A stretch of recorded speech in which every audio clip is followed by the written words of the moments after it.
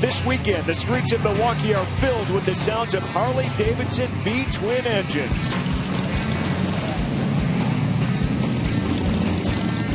Bikers from around the nation have rallied for the 110th anniversary of the classic American brand.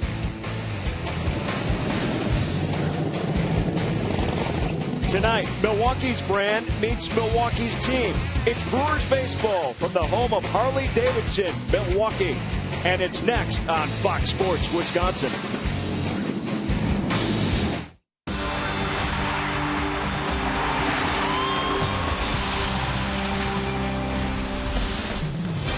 Another beautiful night for baseball in Milwaukee. Interleague play continues between the Angels and your Milwaukee Brewers. One of Milwaukee's finest, Harley Fest, going on in the city of Milwaukee, the 110th anniversary, as the Angels and Brewers will celebrate along with them right here along Labor Day. And one of Milwaukee's finest of late on the mound is Marco Estrada, pitching brilliantly since coming off the disabled list. He gets the start again tonight for Milwaukee. Hi, everybody. I'm Craig Kashan alongside Bill Shorter. Great to have you with us here tonight.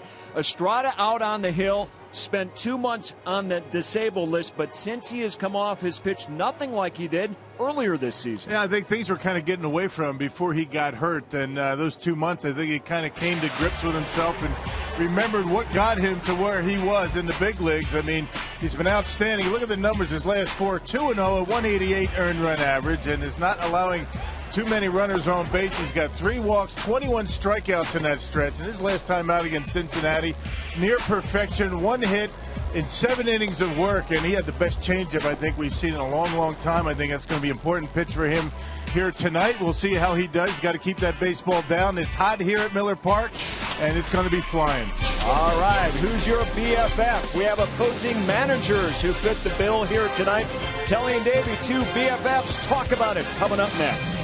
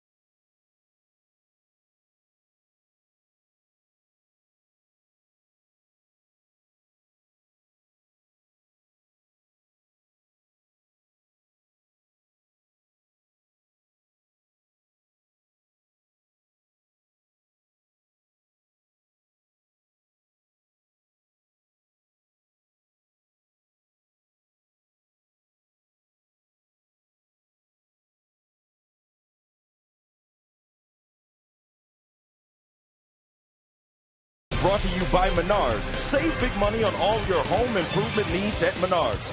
By Miller Lite. It's not just a good time, it's Miller time. And by Toyota. Let's go places.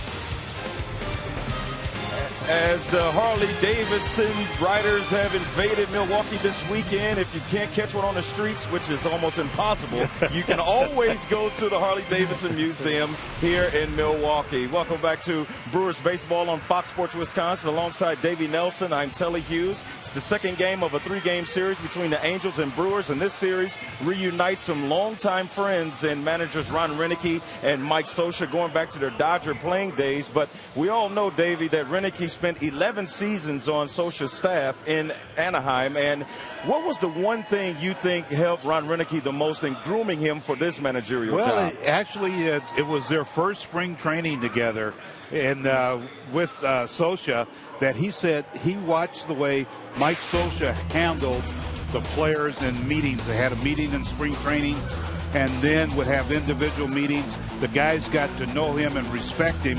And he said, you know, this is what I'm going to have to do, and to establish that type of relationship with his players. And that's something that Ron took away, and he's using it now. And we saw in Brewers Live pregame how much they have respect for one another. And tonight, though, it's all about Ron Roenicke trying to even the score against his good pal after being shut out last night. And first pitch is coming up between the Brewers and Angels. Craig and Rock are on the other side of the break. It's game 2 between the Brewers and Angels, and it's coming up next on Fox Sports Wisconsin.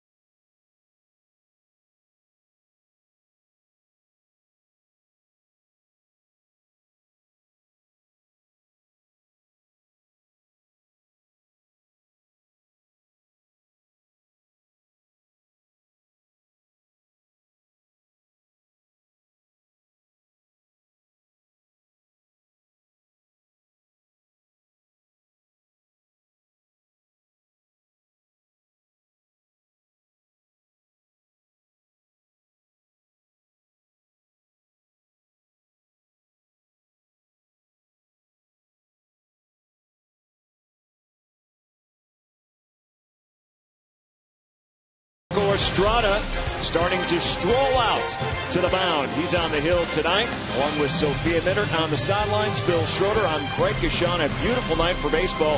74 degrees here in Milwaukee at Miller Park. Mike Scioscia in his 14th season as the Angels skipper will put this lineup out. Brought to you by Piggly Wiggly. They won yesterday's game with J.B. Shuck at the top of the lineup. Right back up there again. Then it's Ibar, Trout, Calhoun, Trumbo, the big home run hitter, Jimenez, Green, and Ayeta. The catcher, Jerome Williams, out on the hill for the Angels tonight.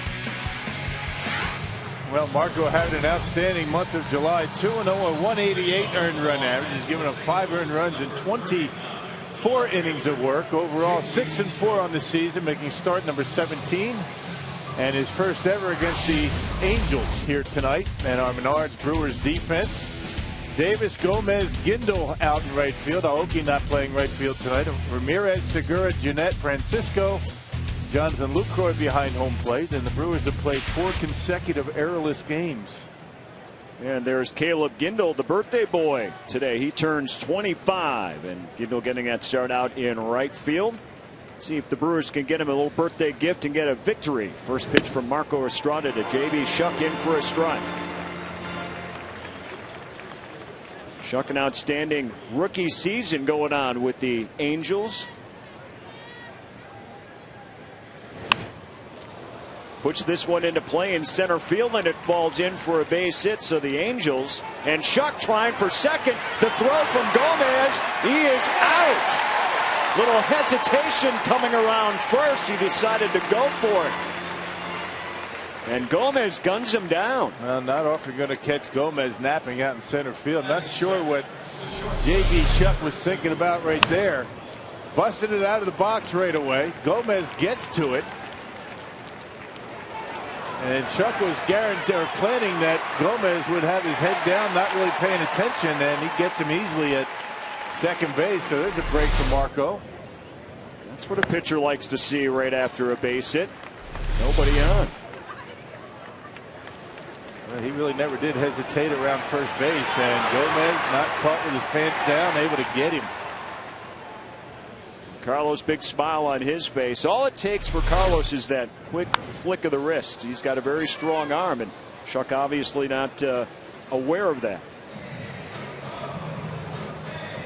Eric Ibar, the batter, now down 2 strikes. Home plate umpire tonight is Ed Hickox. Jim Joyce over at first, Jeff Nelson at second, and Jim Wolf at third. Tonight, our umpiring crew.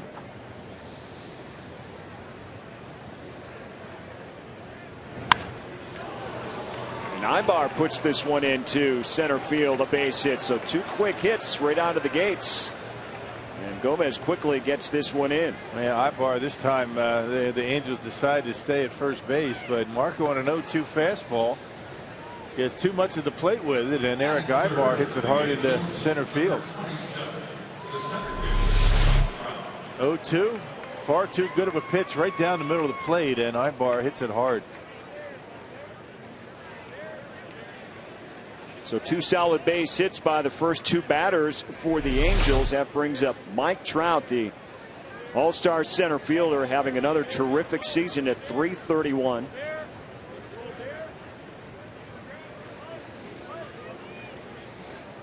And Marco Estrada, who has been outstanding, as we have talked about since coming off the disabled list, has to dig a little deeper here in the opening frame. Trout's numbers on the season: 23 home runs and 81 RBIs. Well, you figure that the Angels, the scouting report that they have on Marco, they haven't seen him before, is look out for the changeup, and maybe that's why Estrada has been trying to establish the fastball early on here in the first inning. Best changeup perhaps of his career, his last time out against the Cincinnati Reds at Great American Ballpark. Reds said they knew it was coming, they still couldn't hit it. That's how good it was. That's what Estrada is capable of, trying to put that together now for the stretch run here. September 1st, already hitting tomorrow. And a lot of guys, even the veterans like Estrada, still trying to make their point for the 2014 campaign.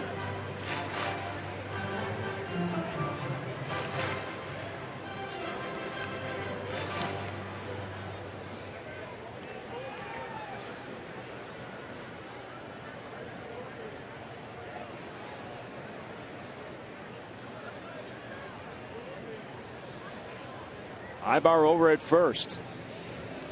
2-strike pitch on the way. Called strike 3. He gets Mike Trout looking on a letter-high fastball that catches the inside of the plate. Yeah, had him leaning out over the plate looking for something away. Figured maybe the change up, the curveball, but Estrada, busting him inside and catching the strike zone. There it is. At the top of the zone, right on the inside corner, and Trout surprised by the call, but it was a good pitch.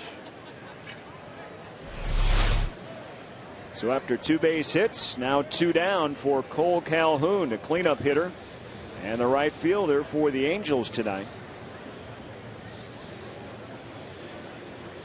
Calhoun, a big night last night in game 1 of this series.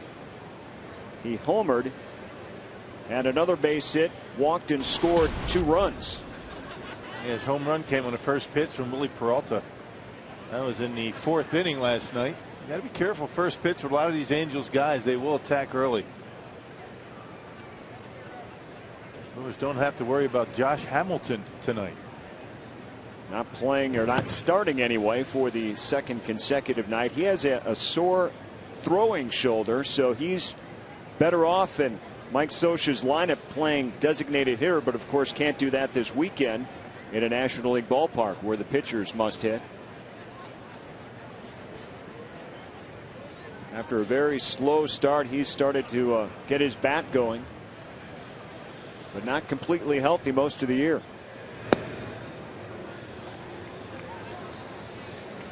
Been a very disappointing year for the Angels. They set themselves up, or at least they thought they did, going into spring training. They thought they had enough offense to be able to cover perhaps some inconsistent pitching, but that has not been the case. Most notably, Albert Pujols, a very down year, and then he is out for the rest of the season with an injury to his foot. There's a strike in on a 3-0 pitch. Very interesting turn of events for this Angels team. Many figured they would contend for sure out in the West, but not the case. Did make the playoffs a year ago, haven't made the playoffs since '09. And they got some big contracts to deal with and do not have the wins to show for it. And the 3-1 misses outside. Ibar was on the run, but now the walk drawn by Calhoun, 2 aboard. And the first inning continues here as Marco Estrada is still trying to find his rhythm. And he's missing with fastballs. We haven't seen too many changeup, maybe one, but it's been fastballs. He threw a curveball, but looks as though he's trying to keep this offense off balance with the fastball at 90, 92 miles an hour. Walked only 2 in his last start against Cincinnati. First walk tonight.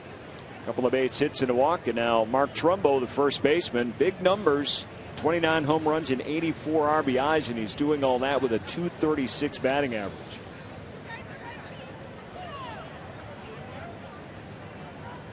He's got 2 aboard here in the first inning.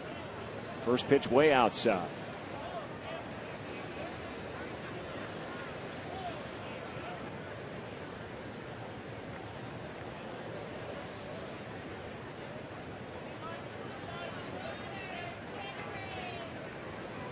The Angels winning last night's game 5-0.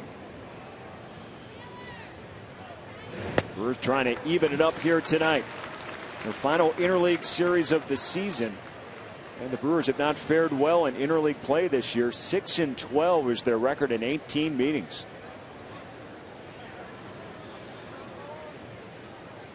And the final interleague series of the season for Milwaukee. Anaheim Angels.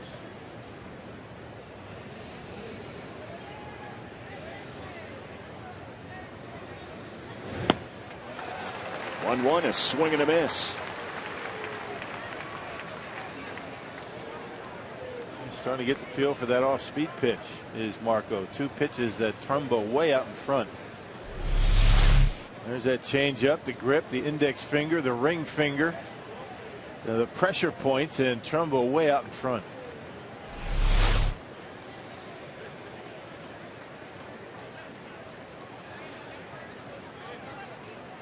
Here's the 1-2. Swing and a miss. Another strikeout for Estrada. And he gets out of a jam here in the first inning after giving up a couple of hits and a walk. Brewers coming to bat here in the opening frame.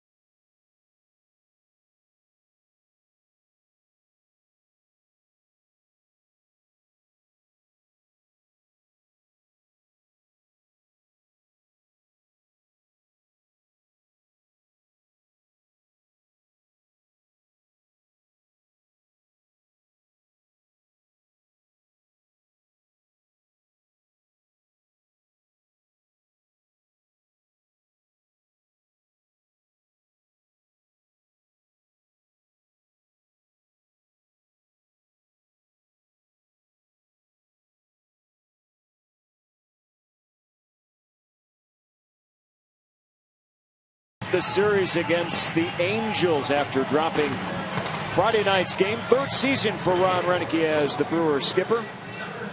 Let's take a look at his Piggly Wiggly lineup tonight. No Nori Aoki. He's out of the lineup, so Scooter Gennett is going to lead off for Milwaukee for only the fourth time in his young career.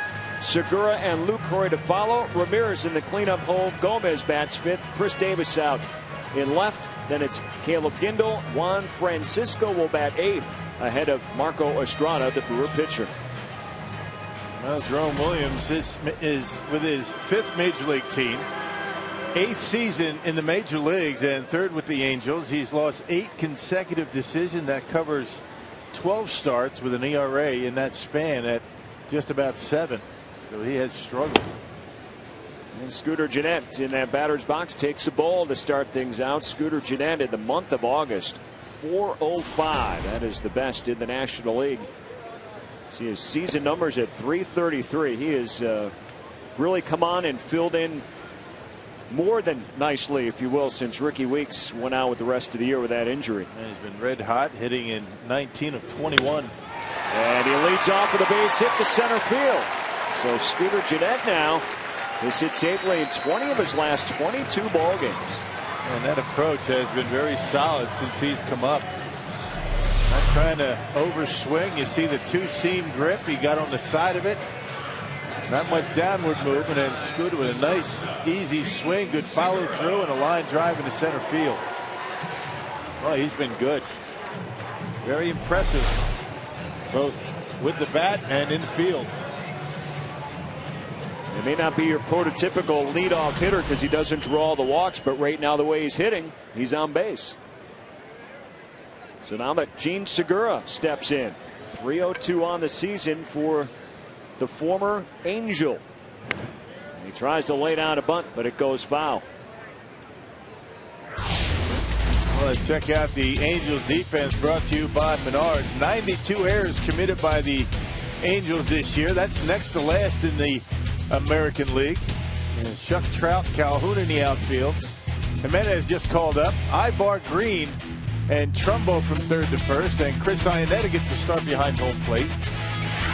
He did not start last night.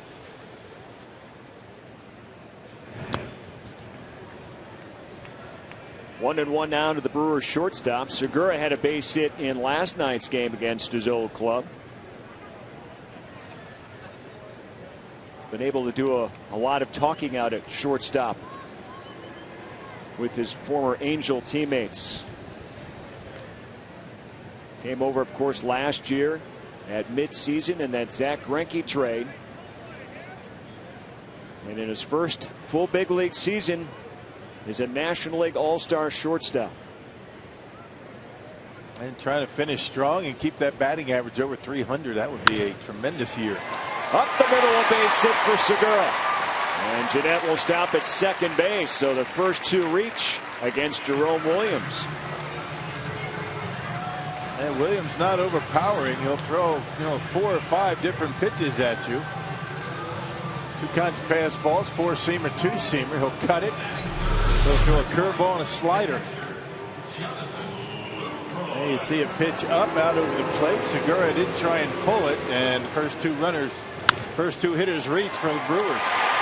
Just out of the reach of Grant Green at second base. And that is good news for Jonathan Lucroy, who steps in. Lucroy's done a tremendous job in that 3-hole and 4th hole until Ramirez got healthy enough to return. And it's been Ramirez's hot bat that has helped set up a pretty nice 3-4 punch for Milwaukee. And middle of the order has been pretty consistent, and Ron Roenicke writing out that lineup just about every day. Those guys have been productive, and the Brewers have been able to win some games.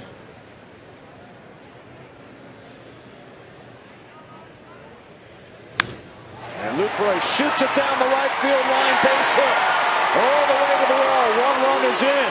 Segura being waved home. And he will make it standing up. Lucroy delivers with a 2 RBI double. And the Brewers are out in front 2-0.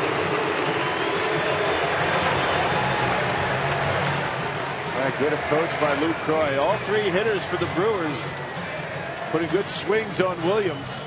And two up the middle. This one right down the line in right. By the time Calhoun got to it and got it in, Segura with great speed able to score. So the Brewers snapped the streak of 22 consecutive scoreless innings tossed by Angels pitchers with a Jonathan Lucroy double in the first inning. That'll go down as 22 plus without even getting the out here in the first inning. Right. An impressive mark. The Angels pitching 2 consecutive shutouts on the road for the first time since 1999. The Brewers end that here on Lucroy's double. Here's Ramirez now, Milwaukee's cleanup hitter. Can't resist on that first pitch. Last night the Brewers were 2 for 13 with runners in scoring position and did not produce a run. Tonight in their first try, Lucroy delivers with the 2 RBI double.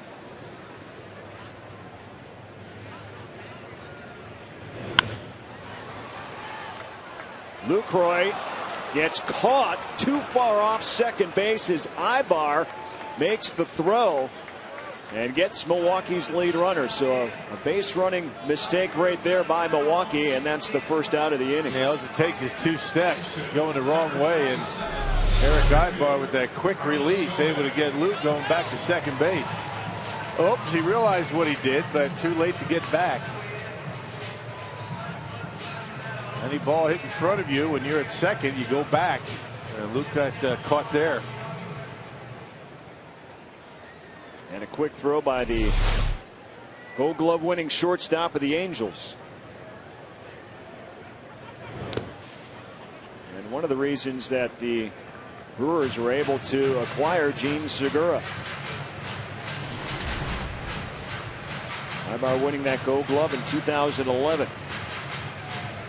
Here's Carlos Gomez. He's got Ramirez over at first base.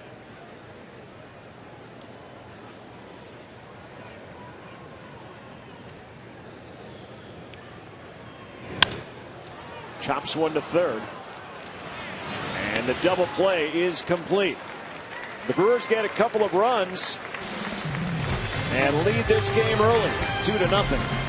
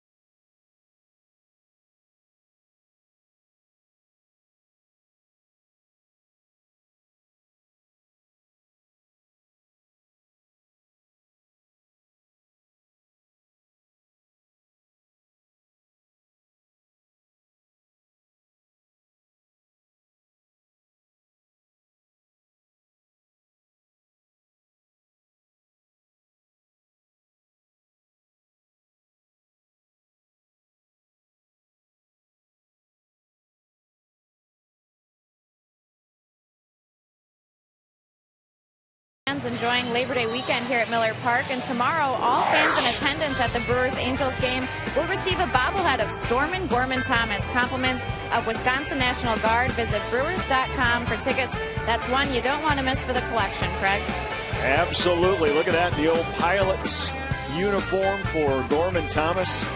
He was their first-round pick, their very first pick back in 1969, and ended up making his debut with the Brewers. There's a signed Gorman Thomas jersey here at Miller Park. So Marco Estrada back out on the hill as we start the second inning, and he's working with the lead, and that is good news because the first inning did not come easy for him. He had to battle through giving up a couple of base hits and a walk. He found his changeup though to Trumbo. They threw some good ones and finally able to get him on a fastball. It's kind of the pattern that he used against Cincinnati. He faces Luis Jimenez to lead off the second inning here for the Angels. Jimenez, the third baseman.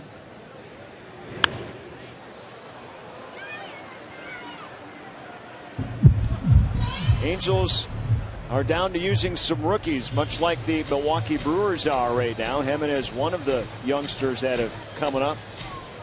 Mike Scioscia did not have that on his radar, and I'm sure that Ron Roenicke didn't either when the season began. And just got to make the adjustment. You never know what you're going to be faced with. And yeah, both teams playing some pretty good baseball. Matter of fact, the Angels on this road trip 6-1, playing some pretty good baseball away from their home ballpark.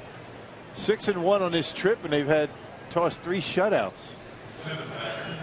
And Ron Roenicke very happy with the way his team has been playing. The Brewers have been playing well on the road, just like the Angels have. Yeah, you talked about the pitching of the Angels on this road trip. They've only allowed 11 runs during that 7-game trip coming into tonight. They give up 2 here in the first. Grant Green, that's with 1 down. Well, the Brewers did very well on the road. Obviously, last week coming into this homestand, 4-2. Now trying to get some wins here. Only a couple of homestands remain, and we're in the beginning of the second to the last now. Hard to believe September 1st is tomorrow. Labor Day Monday and back to school for many on Tuesday. Big crowd here again yesterday at Miller Park, 32,000. So they continue to support the Brewer Crew.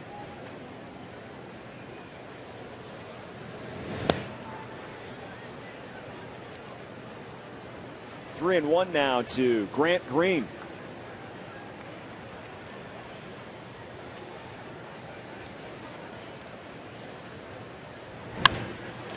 This one hit hard left center, and Davis getting underneath it. And there are 2 down. Yeah, saw a lot of that in his last start for Marco. You know, hitters a little bit underneath the fastball and a little bit out in front of the changeup. Got a lot of weak pop-ups and fly balls. Very similar ballparks that he's pitching in back-to-back starts. Great American Ballpark in Cincinnati and here at Miller Park. Both pretty good home run parks. Here's Chris Iannetta, the Angels catcher. Fouls the first pitch out of play.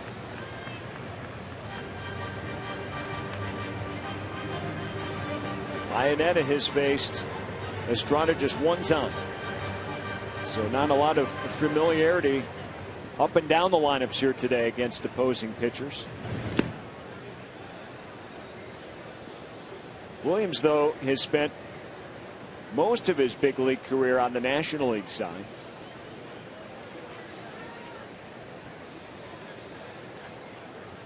Giants, Cubs, Nationals. He's also been with Oakland.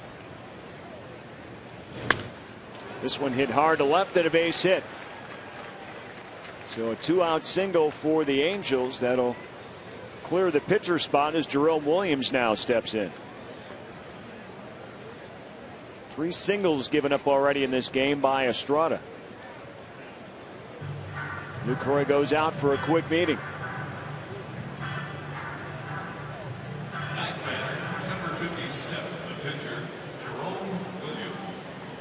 So here's Jerome Williams, the Angels pitcher.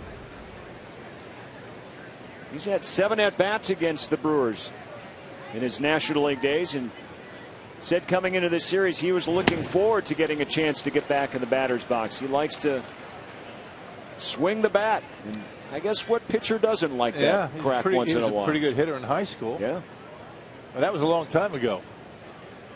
got a taste for it still. He's been around a while, 8th season. He's from Honolulu, Hawaii. In fact, he had speaking of high school, he had a big game back in high school. Yeah, one single game. Yeah, I was reading something, threw a no-hitter and hit 3 home runs. In the same game? Same game. No wonder he wants to hit. Yeah.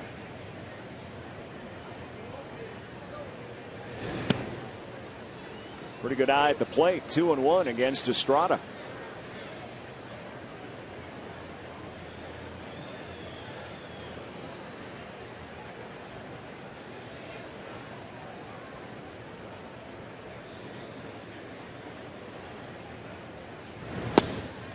There's a strike, 2-2.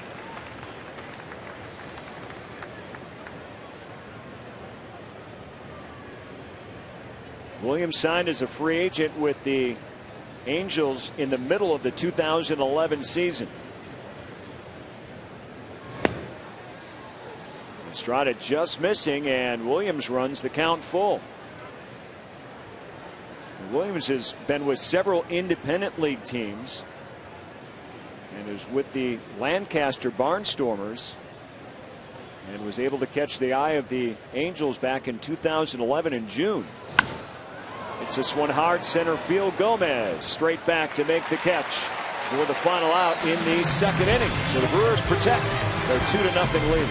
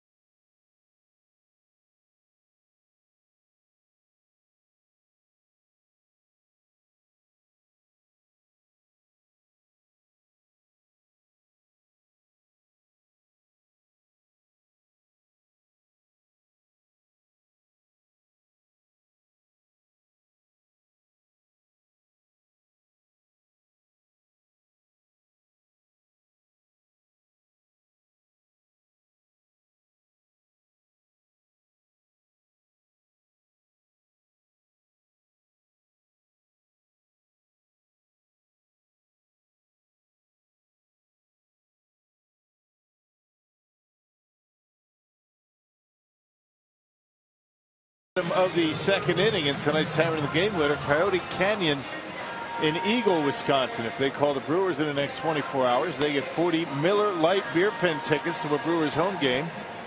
This offer courtesy of the Tavern League of Wisconsin and Miller Lite. So Eagle not too far away.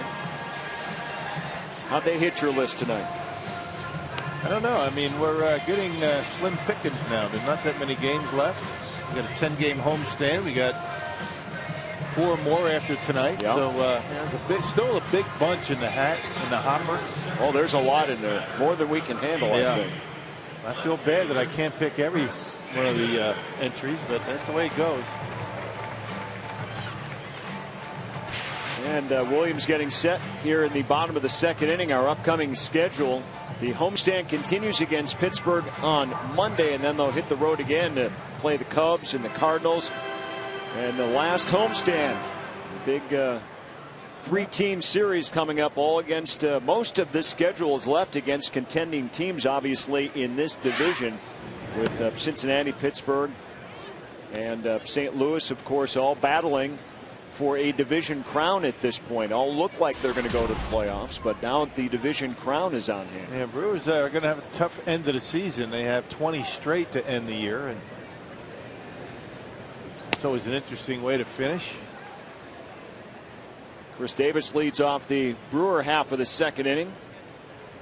He's done very well over his last 28 games, 325 during that stretch. Justin Morneau is acquired by the Pirates today, so we will see him here in Milwaukee on Monday afternoon. Yeah, getting a little big bit acquisition. More offense and a very good defensive first baseman. They get him right at the end of August, which means he will be eligible for postseason if the Pirates get in. Looks like they will. Pirates shut out the Cardinals last night. They're in a dead heat with St. Louis. And they are underway in Pittsburgh here tonight with those two teams tied first place in the National League Central. And that win by Pittsburgh now puts Cincinnati 3.5 behind. And right now in the second inning, the Pirates leading the Cardinals early 1-0. Over in the Steel City, and Davis another base hit, this time the opposite way to right. Boy, he is continuing to impress with everyday duty out in left field. And it takes that big swing, but looked like he shortened up a little bit just to make contact, and serves that one into right field. A two-seam fastball away, and well, he was looking to go to right field the whole way there. That's a nice approach and a good at bat, and rewarded with a base hit. Boy, he caught that ball deep into his stance, didn't he? And was rewarded with a hit. Nice at bat. It's great to see the young Brewers that we saw earlier this year getting a second chance, maybe even a third chance in Davis's case. And the same thing now for Caleb Gindel, who steps in. It's been fun watching them and watching their progress as they continue to get more playing time at the major league level. Guys have performed pretty well. Not just hitters, but pitchers too. Thornburg's been very good. Wooten has had some very good outings.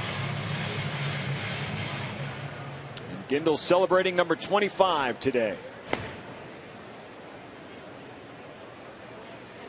And we were talking about this last night. Talking about all the young talent that the Brewers have.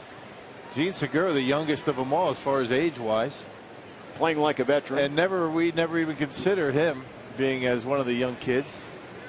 But he is.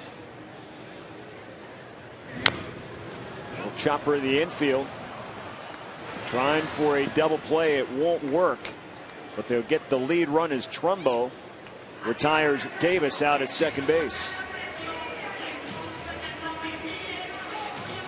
Gindel safe on the fielder's choice. All four of the base hits for the Brewers have either come up the middle or to the opposite field. Gindel tried to pull that one, ended up an easy ground out to first base.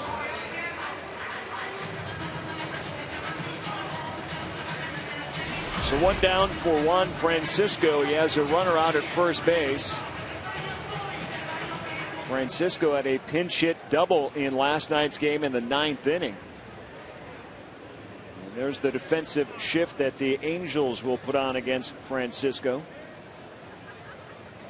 They can't do the real exaggerated shift with a man at first base. You got Ibar on the first base side of the bag.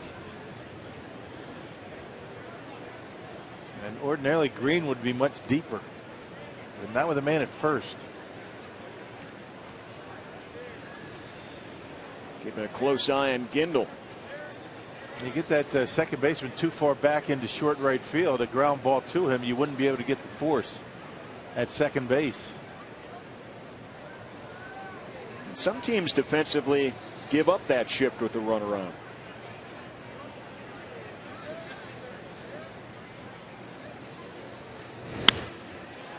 This time Francisco hits it hard, but the other way foul. It's interesting that they plan to pull in the infield, and they've got the center fielder Trout shifted around toward left, playing him as an opposite field hitter. And look at that. Little guy gets a foul ball. Very nice. There you go. Big smile. Couple more days and back to school with you.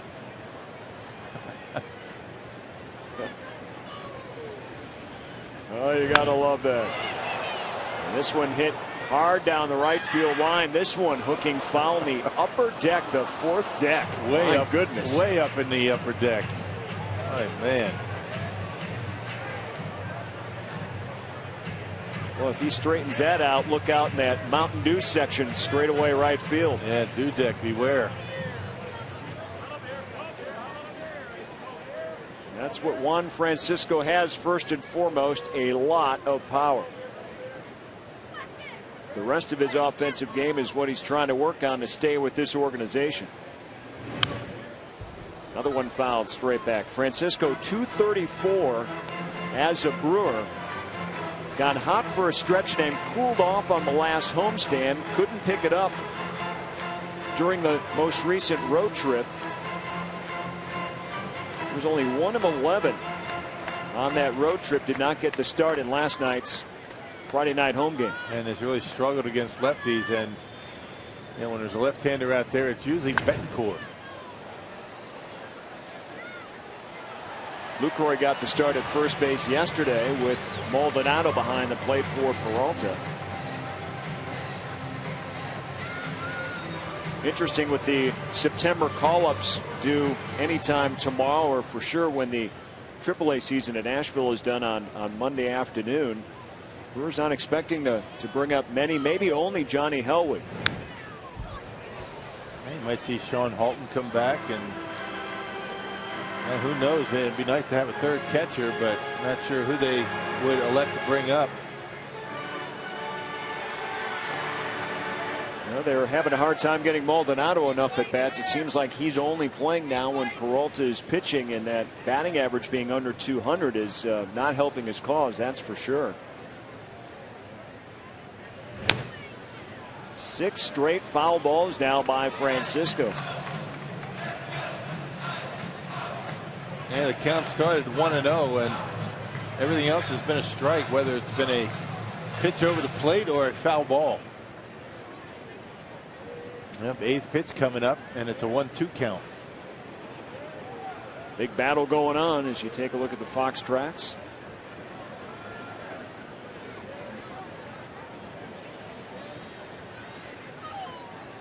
Juan Francisco against Jerome Williams.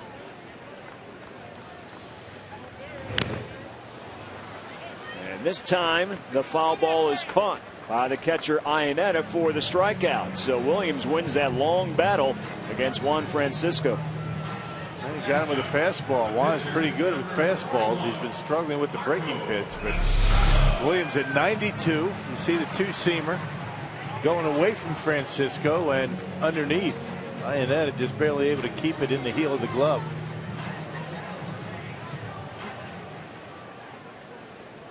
So Juan Francisco batting in the 8th spot here tonight, strikes out. Marco Estrada, the Brewer pitcher.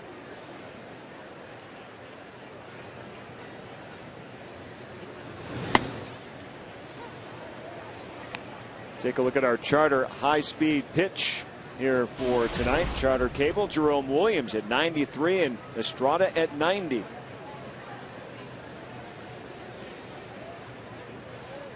Two low 90s pitchers.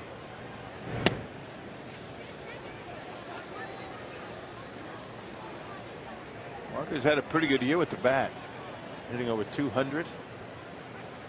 Most of his hits, little flares to the opposite field.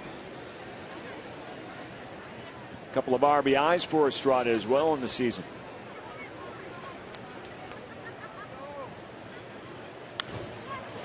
This one down the right field line in foul territory and out of play.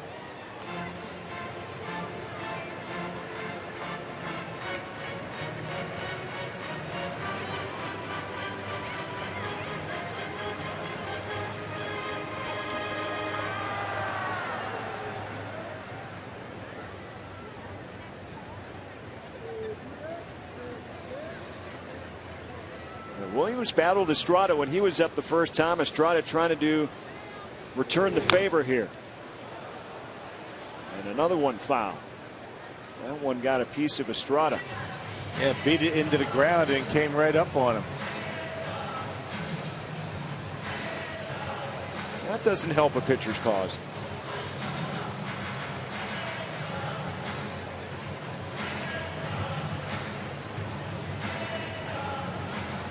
Estrada trying to make some noise here at Miller Park. It's been a very unusual season for him with a high ERA at home and a low ERA on the road. Of course, Miller Park is a hitters-friendly ballpark. That has something to do with it. No question about that. Back-to-back starts early in the season. He gave up 13 earned runs in those 2 starts. Remember that start against the Cardinals here at Miller Park, 8 earned runs. I mean, that'll blow up an earned run average. So, just to look at those numbers, I mean, it's kind of eye-popping. But you dig a little bit deeper in there. It's 1 or 2 starts that really melt down that ERA, and he's had a very good month, has Estrada. And 3 of the 4 starts this month have come on the road. So Estrada needing an extra moment or 2. Calling that pitch off in a very tender zone, needless to say, but he is back in there now. Ball and 2 strikes. Hits it to short. And there's your 3rd out. So Estrada will take his time coming back out. But we've got a happy customer in the house. A baseball, big smile, loving life is a Brewer fan.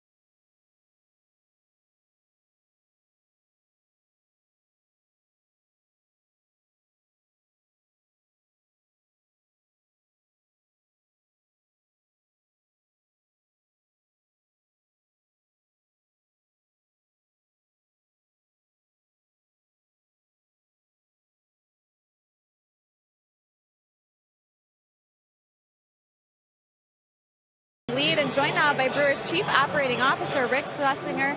Rick, hard to believe we are on our 2nd to last homestand of the season. It's been a fun one so far, but fans, this is the last day of the Fans Eat Free promotion, but if they've held on to their vouchers, they should still come out for September. Tell us why. Right. The fans, if they have their vouchers, they can use them for any game. They can do it tonight or any game in September. They can collect all of them, and if they come to every game in August and they have a whole bunch, they can come to any game in September and up to the last game of the season and redeem them all for a lot of food or merchandise or tickets or anything like that. So they're really good all through September. Tonight is the last night we're distributing them. But again, any unused vouchers are good for every game in September.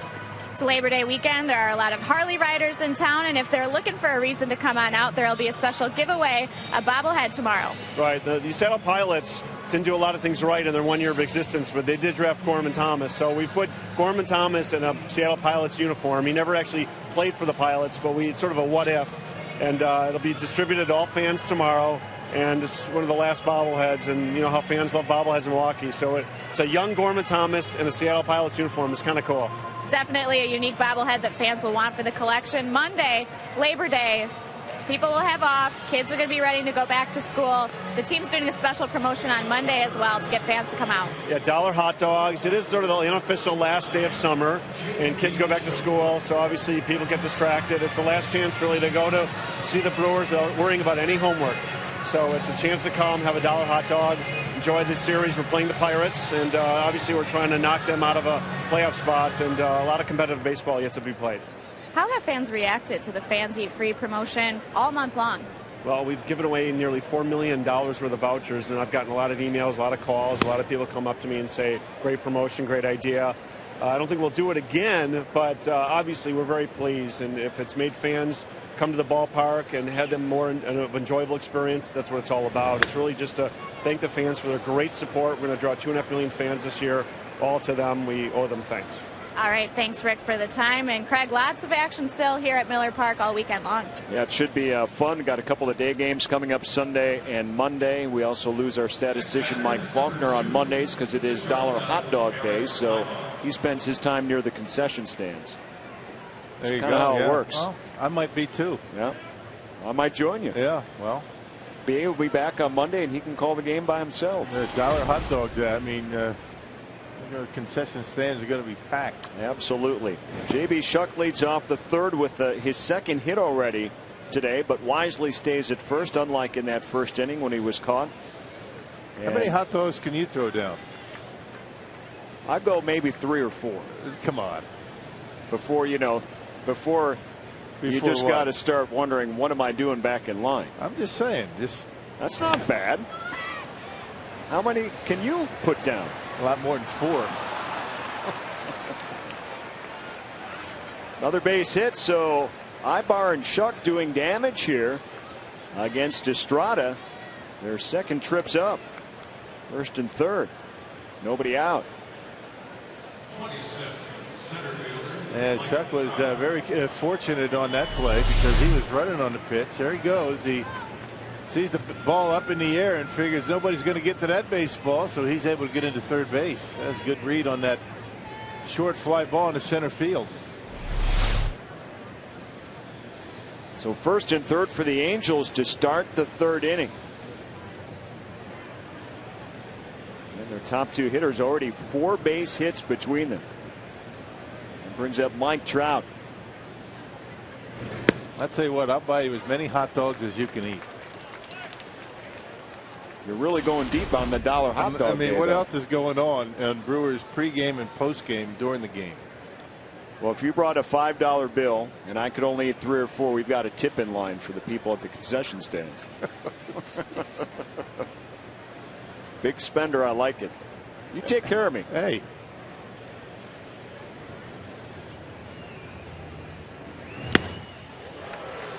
All I'm saying is, you start eating in the first inning and see how many you can eat by the end of the game.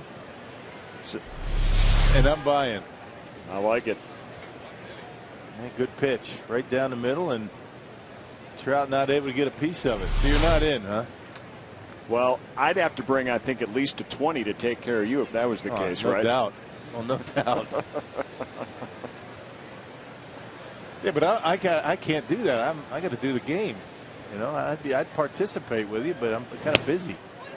I've seen you eat during the games. I think you can handle it. Oh boy. I'll just take that as a no then. No, I'm in, Rock. I'm in. You and Augie? Oh yeah. Augie's in there too. He'd definitely be in there. I'll buy as many as the 2 of you can throw down. Augie will do it. Augie's a big Wisconsin guy. He loves the hot dogs.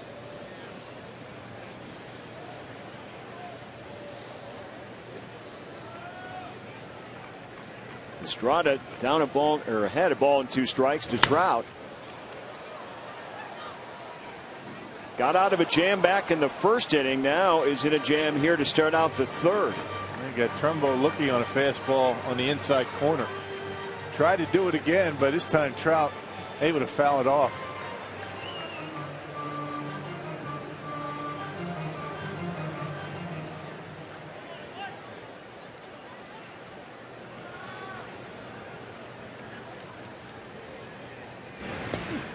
Very close play over at first base.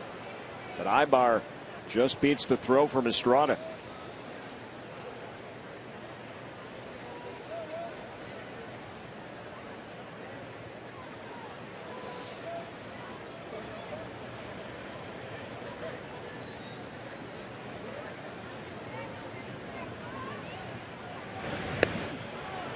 And again over to first. Yeah, it looks like Ibar wants to take off. He is a base stealer, although He's 11 for 18. He's been caught 7 times this year.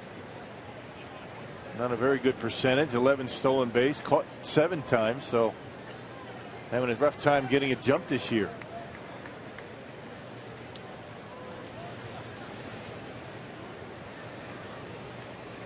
Again, the 1-2 on the way.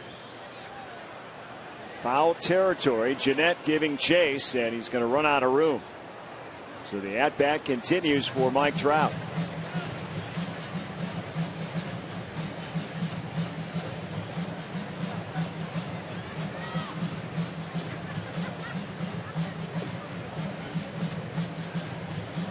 Trout has 27 hits and 25 walks in only 24 games here in the month of August.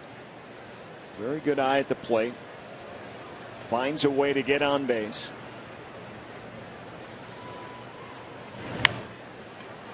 And a little nubber that is going to reach right field and drive in the Angels' first run. Well, you couldn't hit it any weaker than that and actually have it hit the grass out the outfield, but that one works for Trout. Yeah, well, no way, nobody there. You had Jeanette playing up the middle, in double play depth, and Francisco holding the runner. He hit that in a perfect spot. Change up, a cue shot off the end of the bat. Not the hardest baseball he's ever hit, but he'll take the RBI. Once it got by Francisco, no chance for Scooter. So 3 consecutive hits to start the 3rd inning. That'll bring up the cleanup hitter and Cole Calhoun, who walked back in the 1st inning. Estrada having a tough time with the top of the order in this game, and this one hit to right, and it falls for a base hit. Tying run's going to come home as Gindel gets the ball into Jeanette, 1st and 3rd in a 2-2 game. Right. Angels doing a better job of staying back as long as they can on that changeup. So back-to-back hits, both on the changeup. There it is. Trout hit his little number to second base on the changeup, and Calhoun able to keep that bat in the hitting zone long enough to get it off the end of the bat and dump it into right field. And the speed's okay. It's just a location a little bit up in the strike zone. I'd like to have that changeup over the plate, but down around the knees. Rick Kranitz, Brewer pitching coach, out to talk to Estrada and Lucroy.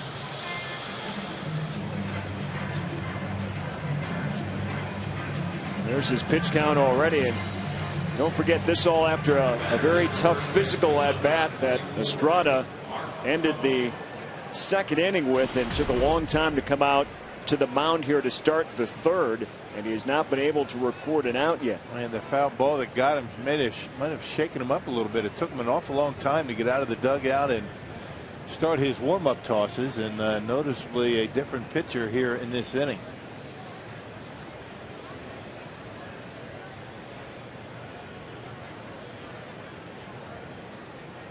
There's Mark Trumbo and his 29 home runs, 84 RBIs. Ideal situation for the Angels' power hitting first baseman.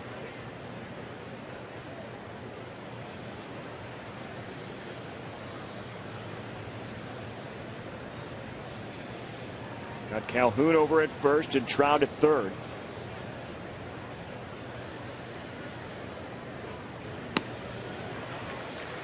Cut and a miss by Trumbo. Having a tough time figuring them out.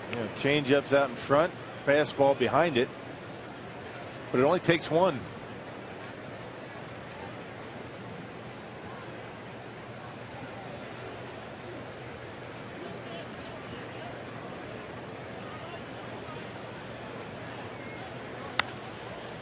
Popped him up in the infield. Jeanette will make the catch, and there finally is the first out here in the 3rd inning.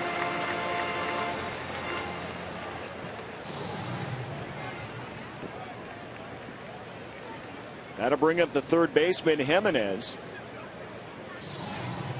who grounded out to Estrada back in the 2nd inning. So nothing coming easy here in this game so far for the Brewer pitcher Marco Estrada. He escaped the first without giving up any runs, but not here in the third inning. 2 already home, 2 still on, and only 1 out.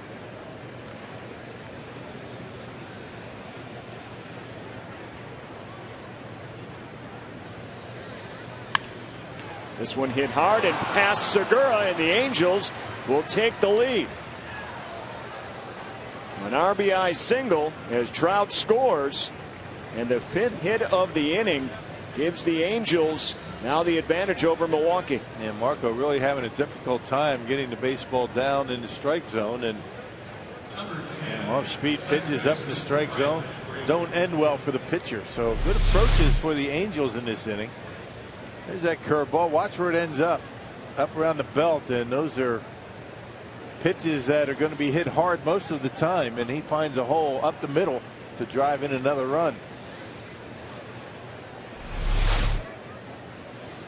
Here's Grant Green, the second baseman.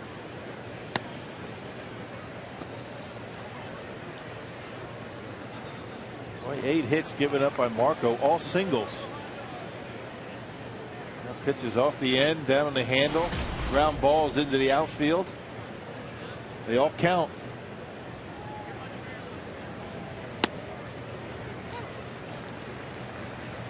Green, the young rookie, last night had a bases loaded double that plated all 3 runs, and he quickly doubled his RBI total from 3 to 6.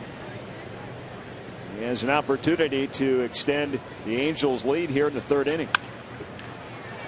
To Jeanette, chance to turn 2. Segura, the relay, got him, a double play. That's exactly what Estrada needed, but it comes after damage already done by the Angels. They played 3. But here's the pitcher's best friend right here to end it.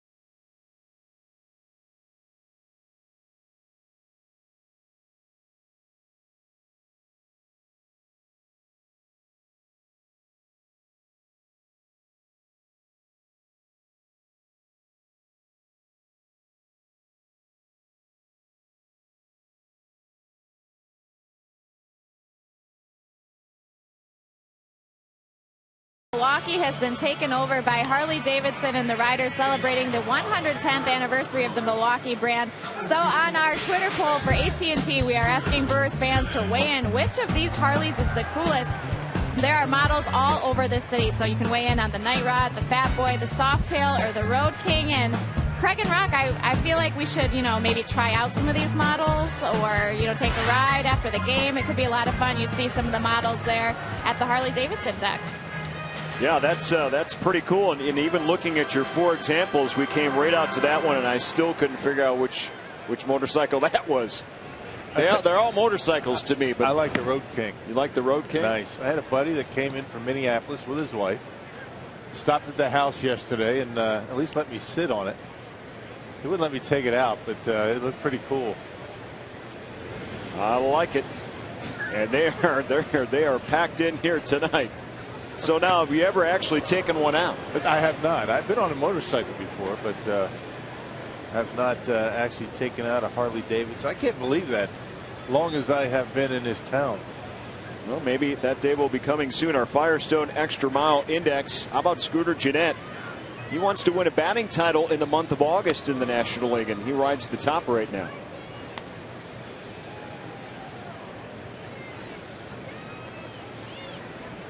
Head of Andrew McCutchen of the Pirates. You a motorcycle guy? No, but I admire them. Yeah.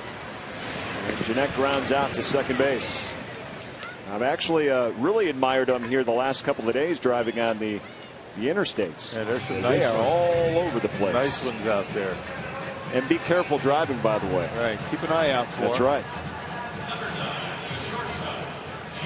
There they are. They can see us out on the television monitors out there. They're packed into the Harley Davidson deck. Having a great time all weekend in Milwaukee. Yep. Homegrown Harley Davidson.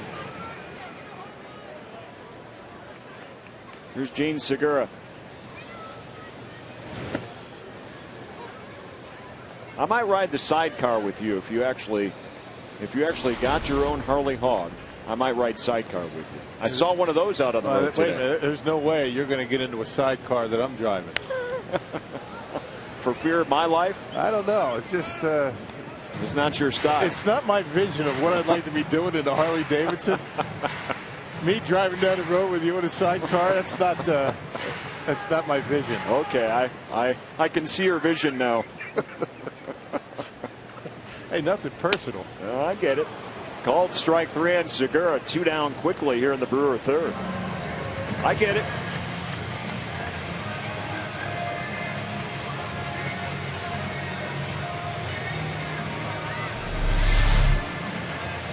Wynn's starting to throw the baseball much better, catching the inside corner. Actually, maybe got a break on a pitch that looked like it was off the plate a little bit. And looking at Fox tracks there. You didn't take offense to that, did you? I didn't mean anything. No, not me. No. I get it. You're thick-skinned. I can be honest with you. Absolutely. That's why we're here in the booth together. Lucroy, a big 2 RBI double back in the first inning. Played in Milwaukee's only 2 runs so far early in this game. That time Milwaukee had a 2-0 lead. Now they're going to have to fight back against the Angels.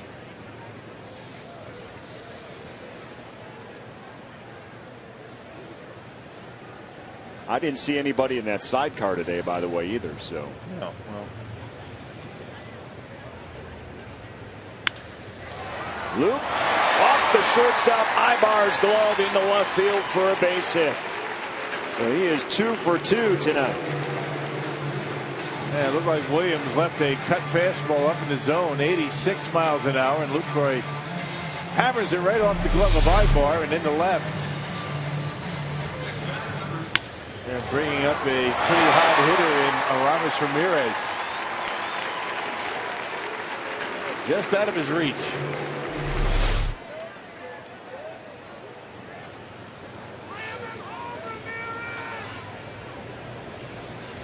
Ramirez reached on the fielder's choice back in the first.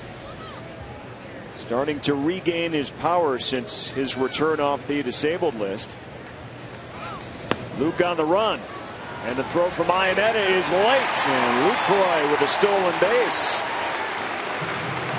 Yeah, he surprises you. If you don't keep an eye on him, I mean, he will take off. And it's usually the element of surprise. You don't expect Lucroy to steal a base, but now he's in scoring position.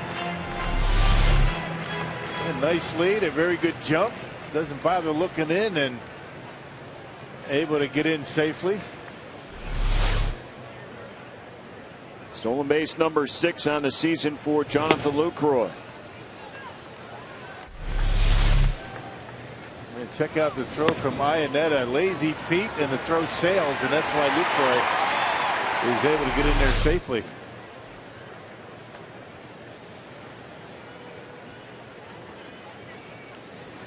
Tying run out at second base for Ramirez.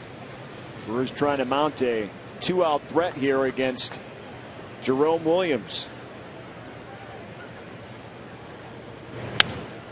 This one right down the right field line, fair ball. Lucroy is going to tie the game, and Ramirez is going to trot into second base with an RBI double.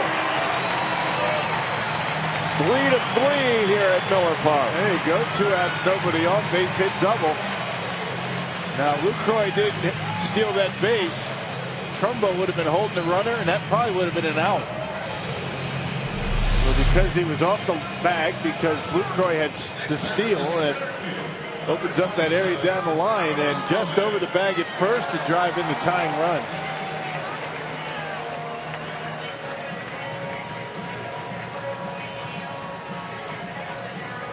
Well, it's a brand new ball game, and it's still early here at Miller Park, but good to see the battle onto the Brewers. Runner out at second base, Ramirez for Carlos Gomez. Gomez grounded into a double play to end the first inning for Milwaukee. Can't check his swing there, so he's down a strike to Williams.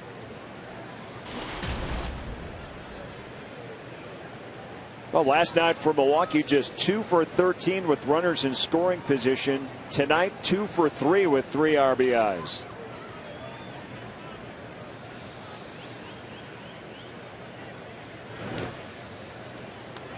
Williams misses. 1-1.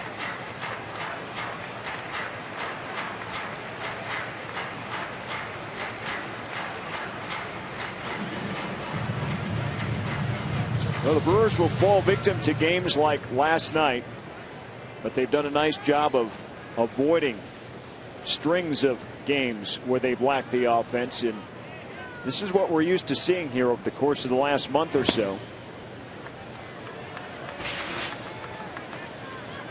Our Powerball home run leaderboard, Carlos Gomez and Juan Francisco are at the top, 18 apiece. Lucroy just behind at 17.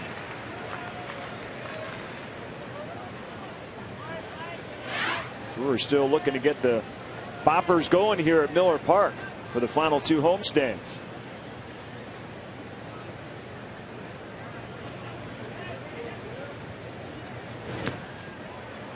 Gomez an all-star for the first time this season, and one of the reasons was his power. Cooled off though since the all-star break. Yeah, well, Brewers still 4th in the National League in home runs, which is a big surprise given all the guys out of the lineup.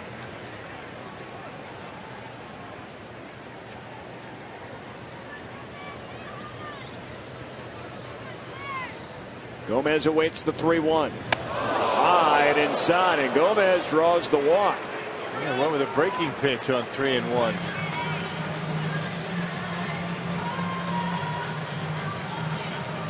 That's the first walk given up by Williams. First 2 outs relatively easy for Jerome Williams, but now 3 consecutive base runners and a tie game.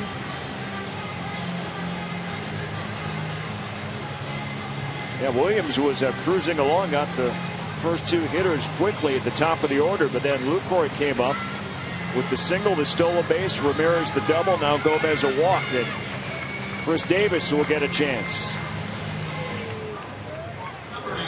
Mike Scioscia wants to make sure his Angel defense is square, and also has the right scouting report on Chris Davis. He singled back in the second inning.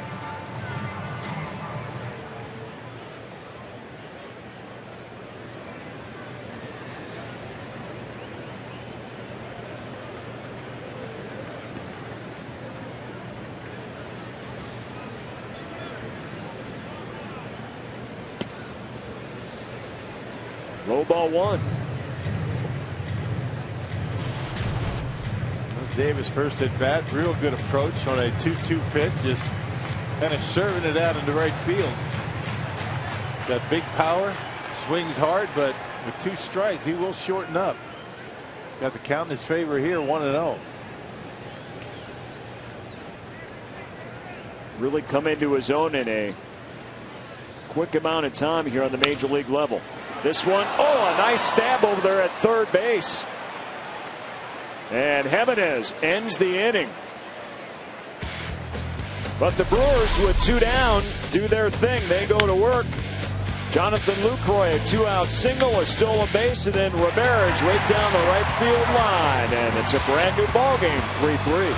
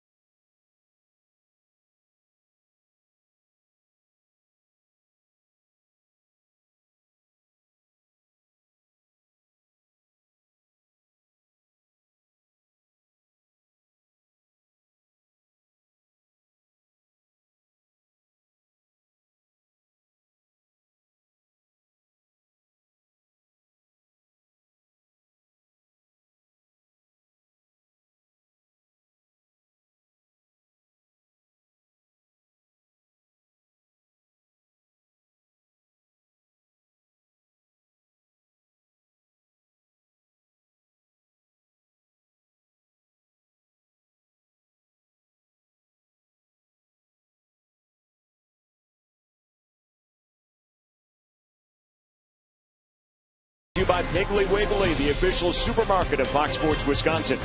By Ho Chunk Gaming Wisconsin, your ticket to more. And by Marshfield Clinic, don't just live, shine.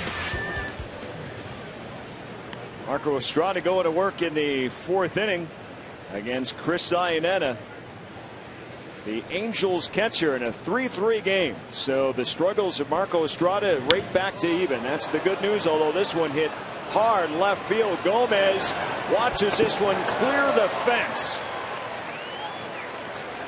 And Iannetta with a long home run to lead off the 4th inning, his 7th of the season. Yeah, it's been a very disappointing season for the Angels catcher, but he's 2 for 2 tonight. And with a home run on the first pitch. Actually, it was a 1-0 fastball and knocking it out of here. Marco missed with a curveball, then came with a fastball. There it is. The 4-seamer. Outer half, and a good swing he put on that pitch.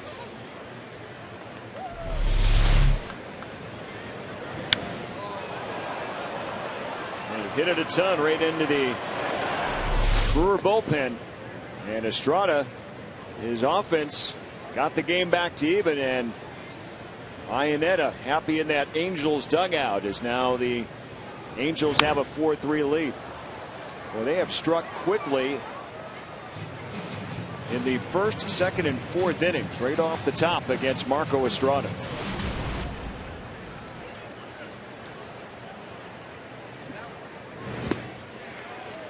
And the pitcher Williams down on strikes. So there's your first out here in the 4th inning. And Marco realizing that his changeup is not what it was his last start. He's trying to throw a few more curveballs. Trying to keep it down. He's hung a couple of curveballs for base hits. So as good as he was his last start, it's been a struggle tonight. Pitch count getting up there on Marco. Next pitch will be number 60. That brings up J.D. Shuck. Man, Marco very efficient his last time up. 7 complete innings and needed only 100 pitches to get there. And he struck out 9. So, 9 strikeouts, and that's going to get your pitch count up. Shuck to second baseman Jeanette, and there's your second out. Let's take a look at our Car Soup email the booth question tonight. This comes from Tyler from Muskego. Besides the grip, what does a pitcher do differently on a changeup? Nothing. I mean, same arm action as a fastball. Same arm action as you use with all of your pitches. Your sight line is a little bit different, I would imagine. I never threw a changeup, but with all the different pitches, it's all about the grip and the position of the wrist. The delivery has to be the same. If you change it, hitters are going to recognize that, and they're going to know what you're throwing.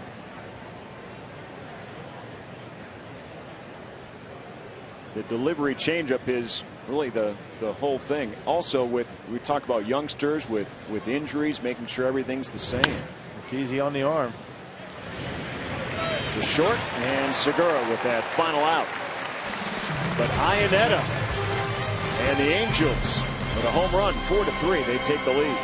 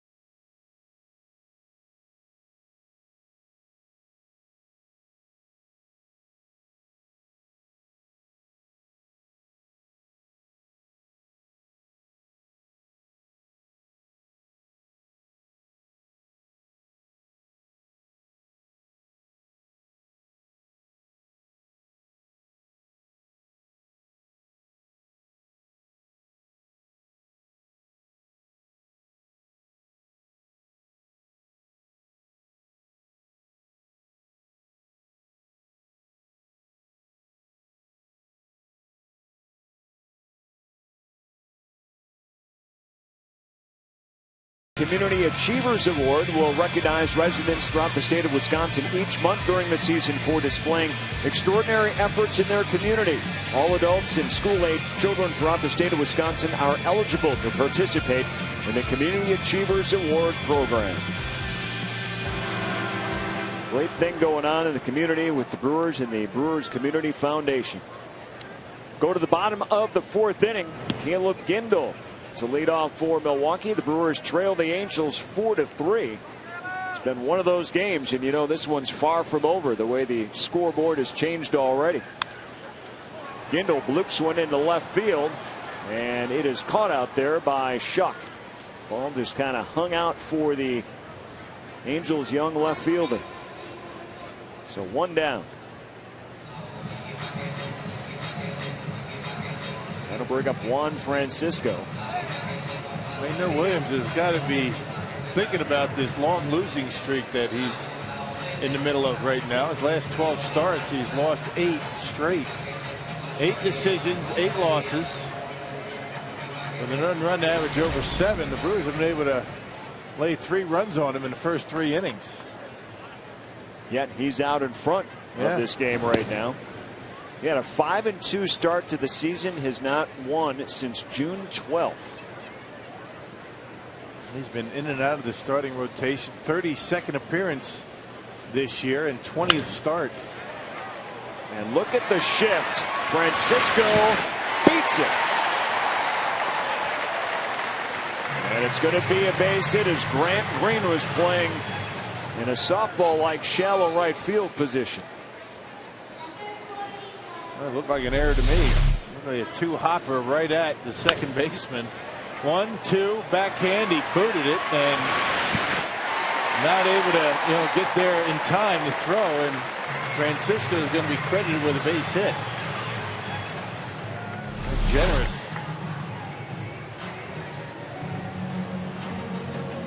Maybe it was the hops of the outfield grass. He didn't even move his feet. He could have got in front of the baseball and got the out easily, but he didn't. Here's Marco Estrada.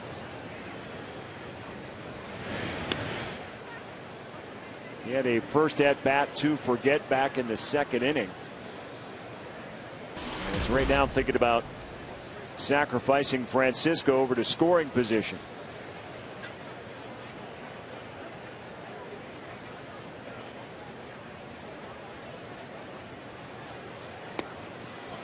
Francisco on the run as Estrada cannot make connection with the bat, and Francisco thrown out. Somebody missed a sign there. My guess is it's Juan Francisco. Not sure why you'd be trying to steal a base. Estrada squared around the bunt. There's no way you're going to steal and bunt in the same pitch. Marco pulls bat back, and Francisco is a very easy out at second base. Missed sign. Well, with that 2 down now as Estrada bats with nobody on.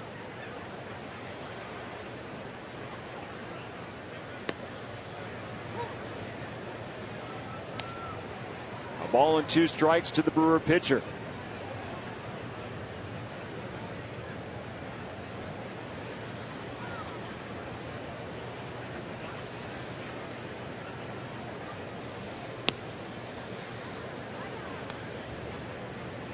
Two and 2 now to Estrada. Williams works quickly. Slow roller to second base. And Estrada is retired. The Brewers are done here in the 4th. The Angels still lead it.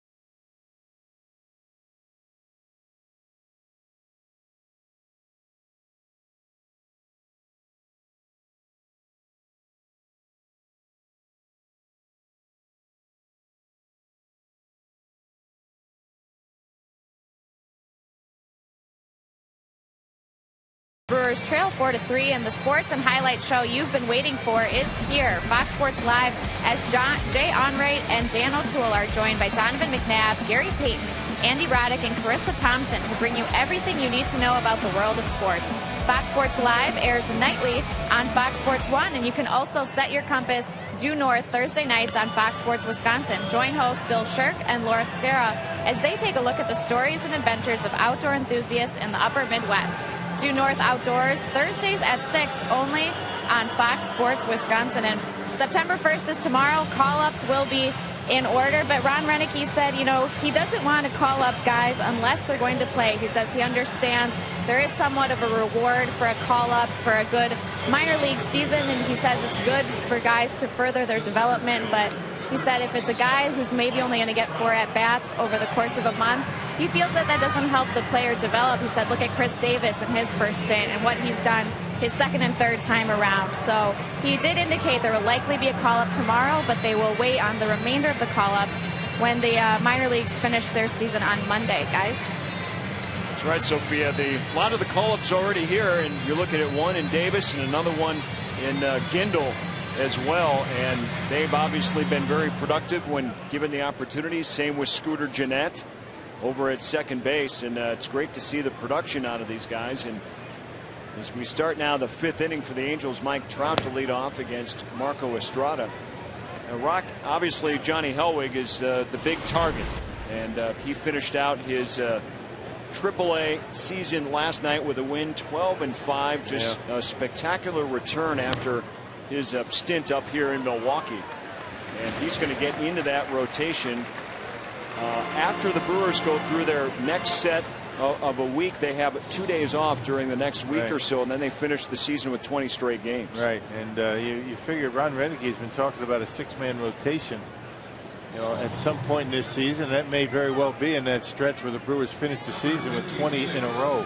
So that would be a spot to perhaps give Hellwig an opportunity to get a second chance at making some starts at the big league level. Got to really tip your hat to Hellwig, the way he went out, you know, and was able to, you know, get himself together down in the minor leagues after really having no success at the major league level, making some starts, and really never did lose his confidence. And that's what you like to see in a young player. Is he going to be very soft mentally? And Hellwig proved that he is not. Ended up being the Pacific Coast League Pitcher of the Year.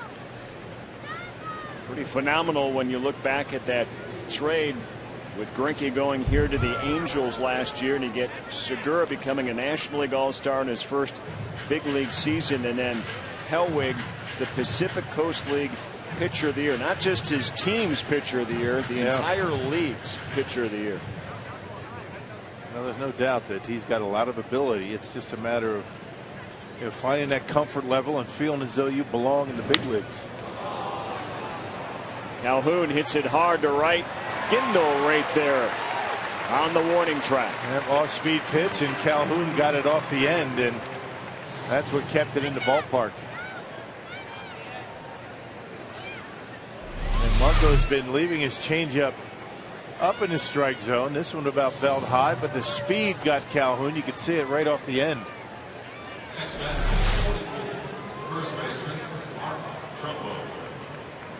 Here's Trumbo with 2 down in the 5th inning. Mentioned Hellwig's record 12-5 at Nashville this year and a 3.15, so that's what he'll be bringing up to Milwaukee, and a chance to make some starts. We'll get more when he's officially on the roster. But remember, when he was with the big league club, he was 0-3 with an ERA of just under 11. But his last 16 starts for the Sounds was 11-1. Incredible, huh?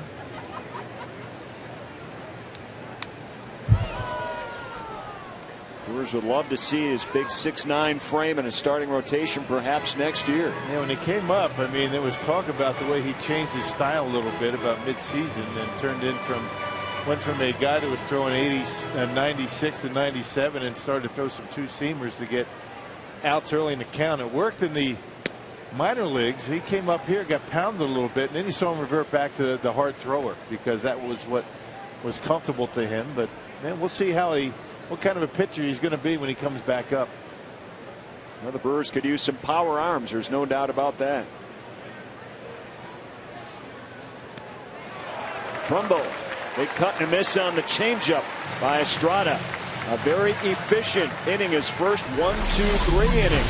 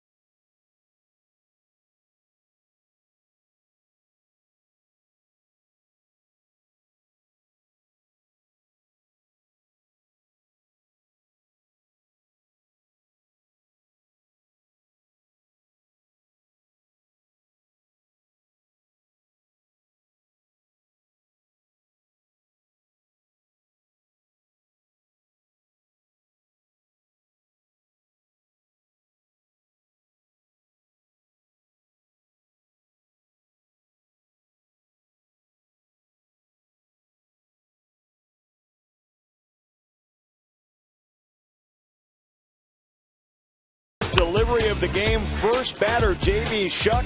A single. Carlos Gomez says, I got it, and I'm going to throw you out if you're going to second base easily. And Carlos Gomez, that quick release.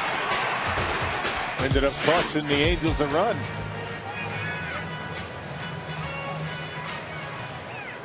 So now Jerome Williams back out on the hill for the Angels as we go to the Brewer half of the 5th inning. And Scooter Gennett set to lead things off. Going to be the 3rd time in this game he has led off an inning. In that #1 spot here tonight for just the 4th time this season. Nori Aoki getting another night off this week. 3rd time he's been off as he still battles through a sore knee, a little tendonitis. And Gennett into the gap, right field. Gennett on his way to second base, and a leadoff double for the Brewers second baseman. Well, he just continues to hit. Able to drive that one into the right center field gap.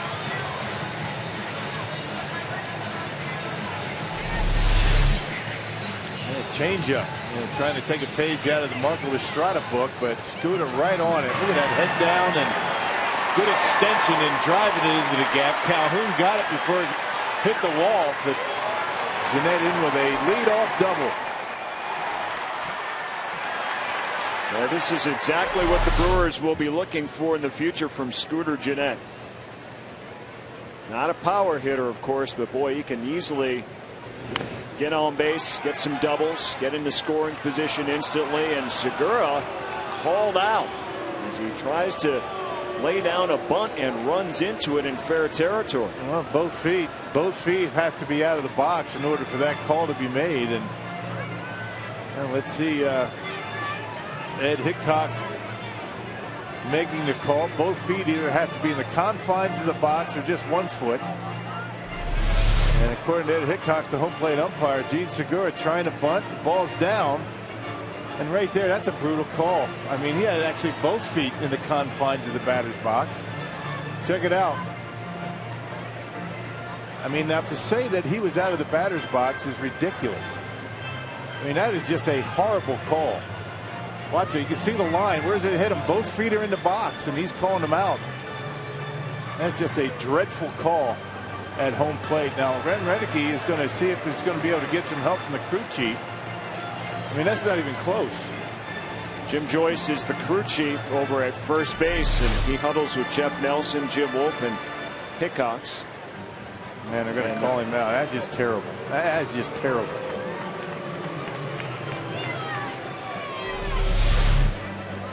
Now the batter's box is up here. Is he out of the batter's box? Both feet out? Not even close. We have 4 guys, 4 umpires watching that play, and not one of them could get it right. Well, replay is coming next year. We'll see if that one could be corrected. Well, that's one you didn't even need a replay. I mean, it's got to be obvious to have a guy with both feet out of the box. And that wasn't even close. Well, the fact that they huddled and still didn't get the call right. Next year, hopefully, they'll be able to look at it and get it right. That'll be a 2 unassisted on the interference by Gene Segura. And Gennett still out at second base, 1 down for Jonathan Lucroy, who was 2 for 2 in this game. Big double back in the first inning to plate 2 runs, and then got a rally started in the 3rd inning with 2 down. A single and a stolen base, and came around on Ramirez's double. Brewers had a game end in San Diego earlier this year by a similar call with Maldonado at the plate. And I believe, Rock, there was a serious question whether he was out of the batter's box as well.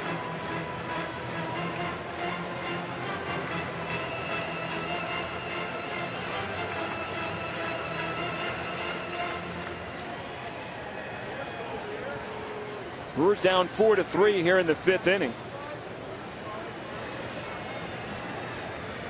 Tying run out at second base in Gennett, and Williams trying to keep him close.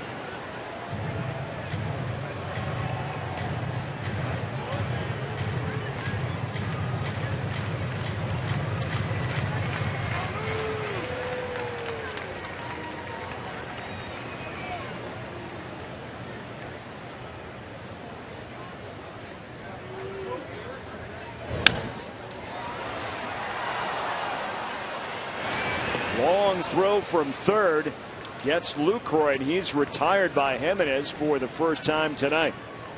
So 2 down. Jeanette has to stay out at second base. So leadoff double, and Jeanette's still there with 2 down.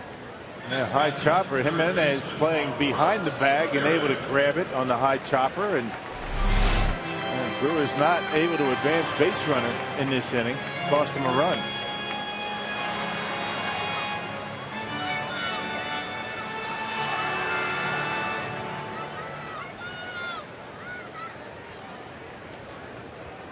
Here's Ramirez.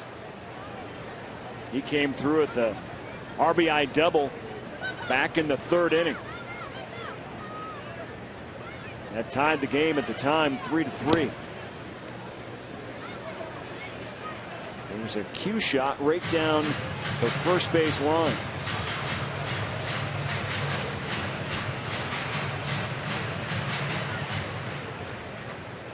Ramirez just a terrific week on the road with .348, couple of home runs and 5 RBIs. And comes through again here tonight.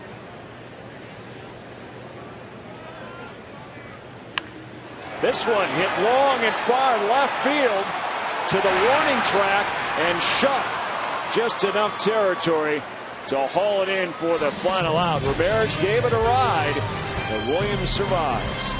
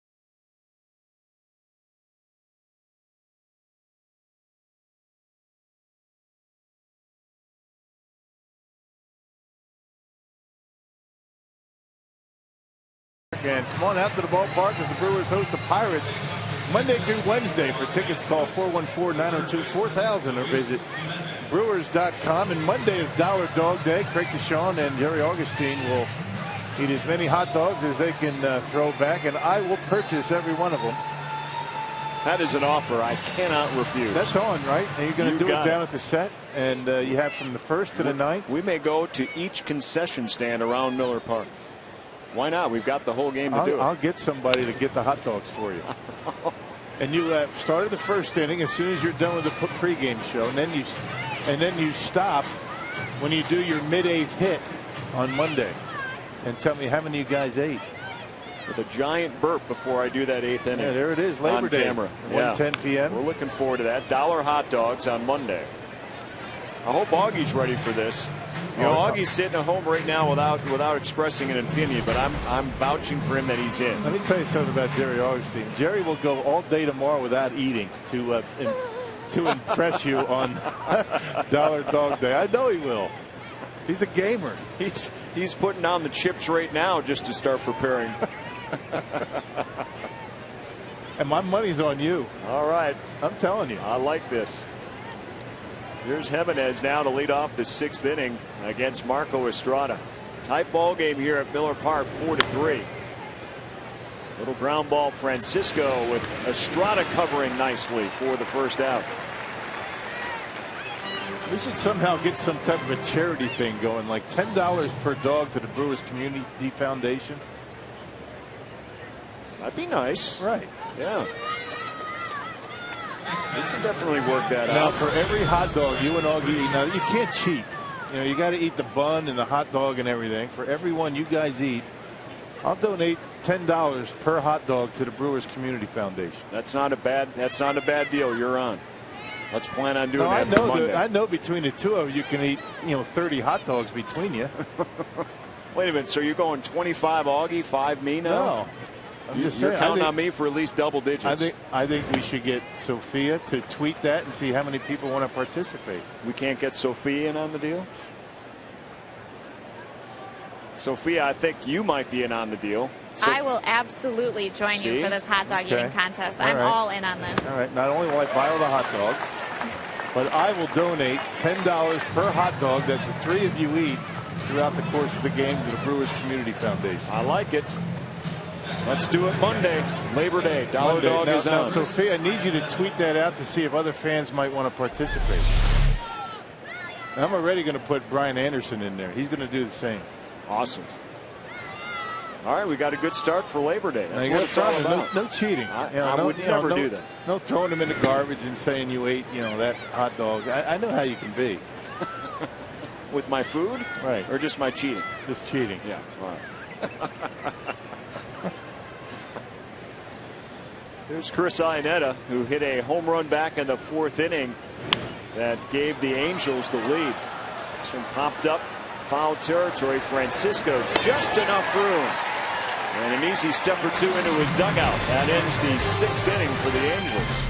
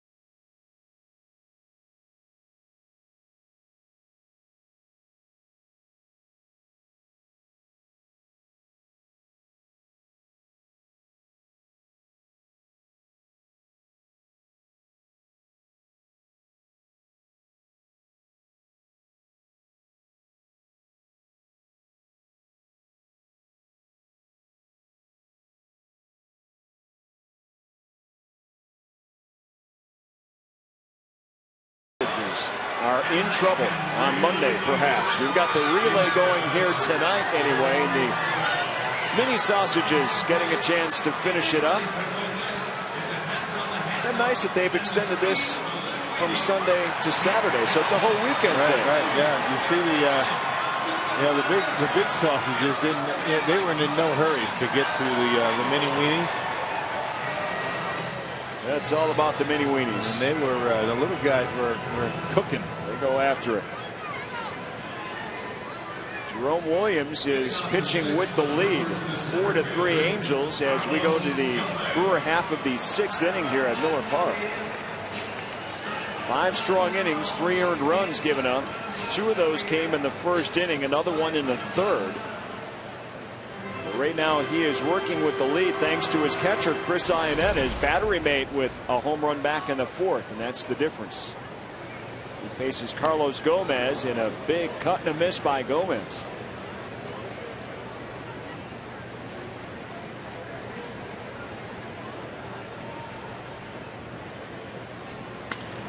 Gomez to left. This hit well down the line. It is foul. Boy, not by much.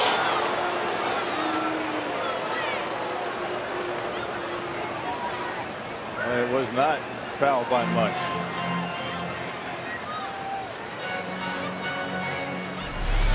Gomez, good extension on a breaking pitch. Williams thought it was out. Gomez trying to keep it fair.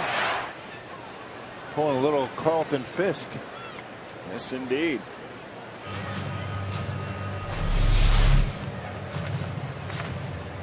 That ball never does disappear behind that foul pole, and a foul ball.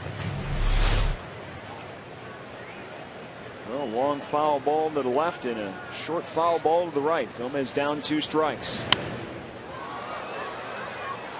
Continues to battle here. Gomez walked back in the 3rd inning, hit into a double play back in the 1st.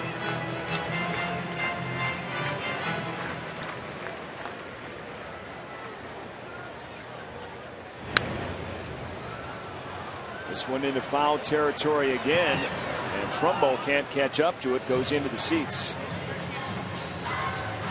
Well, the Pirates coming here on Monday to start the series. They're battling the Cardinals tonight. They lead it 7-1 in the bottom of the 5th inning. Those two teams tied for first in the National League Central. Justin Morneau, acquired by the Pirates today from the Minnesota Twins, did not make it in time to start that ball game. This time Gomez to left, and it's going to be caught out there by Shuck. There's your first down. Yep, down on the handle a little bit that time on a fastball.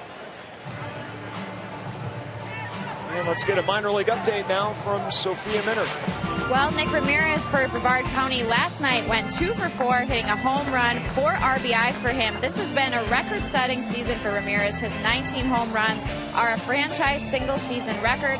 The Manatees won this one 11-6, so congratulations to Rick Ramirez for that record. All right, good stuff. Big 4 RBI night for him, and Sophia continues her series looking at the Brewers' other single-A team, the Wisconsin Timber Rattlers. That continues tomorrow on Brewers Live pregame. We're on the air at 12:30 for that. High towering shot by Davis, center field, and Trout makes the catch. So let's go back to Sophia for more on the Timber Rattlers. Well, Gene Segura has impressed at the shortstop position, and they have another young shortstop coming up. They're very excited about Orlando Arcia. His older brother is Oswaldo Arcia, who plays in the outfield for the Minnesota Twins. He's just 19 years old, but they are excited about him and his high ceiling. So you'll learn more about him tomorrow, again on Brewers Live pregame.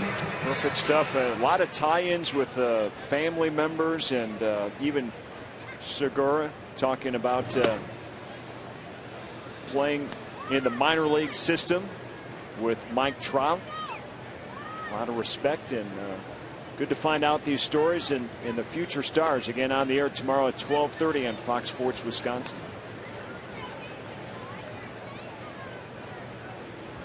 There's Caleb Gindel. Spent a good portion of the year, of course, at AAA Nashville and trying to stick with the big league club. It's his 25th birthday today, so what a home run. That'd be nice. Good way to celebrate. Ground ball to third. Not this time. And the Brewers go 1-2-3 here in the 6th inning.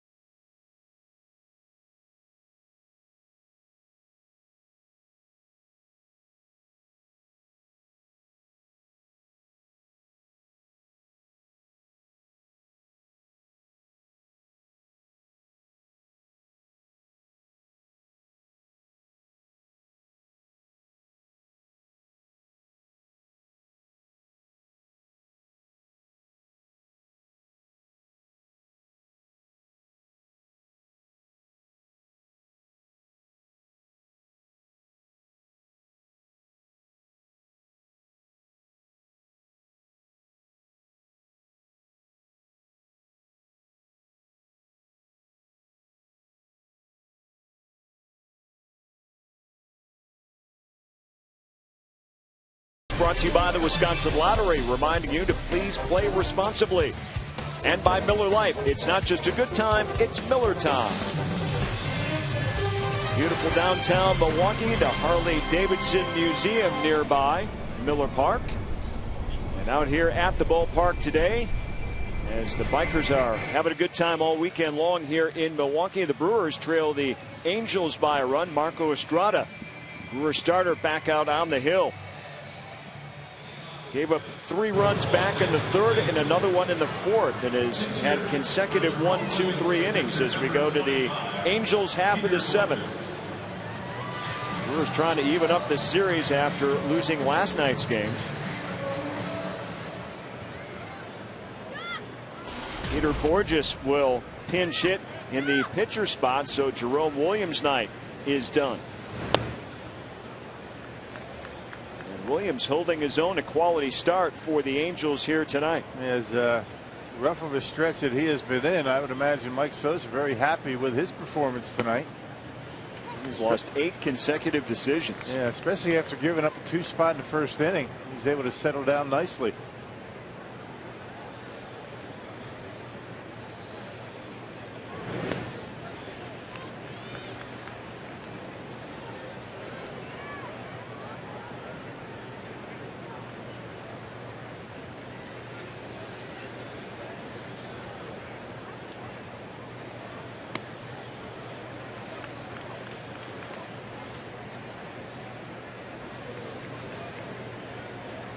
Estrada down 3 balls and a strike to the pinch hitter Bourjos.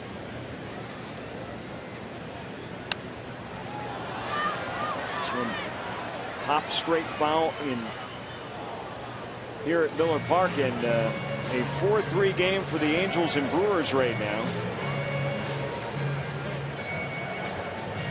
Bourjos spent some time on the disabled list, but has had a tough time getting his bat going. Just 3 hits in his last 38 at bats. And with the pitcher batting here in interleague play at the National League ballpark, not a whole lot of opportunities for pinch hitting for the Angels, and Bourjos strikes out. They're talking about settling down. How about Marco Estrada? After that 3-run 3rd inning, the only blemish on his line right now was that home run by Iannetta to start the 4th inning. And he's retired 10 straight.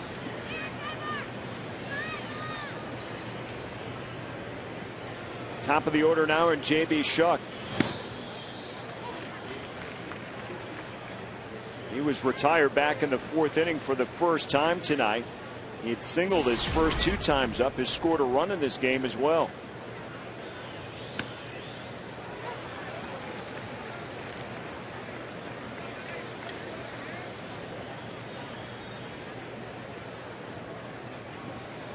A little overzealous in the 1st inning when he tried to stretch a single into a double, and it may have cost the Angels from scoring in that 1st inning.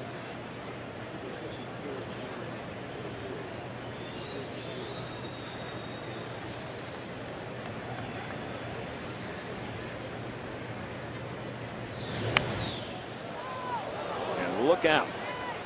A liner foul near the Angel dugout. Those are the dangerous ones for the fans. Boscher's out in the bullpen.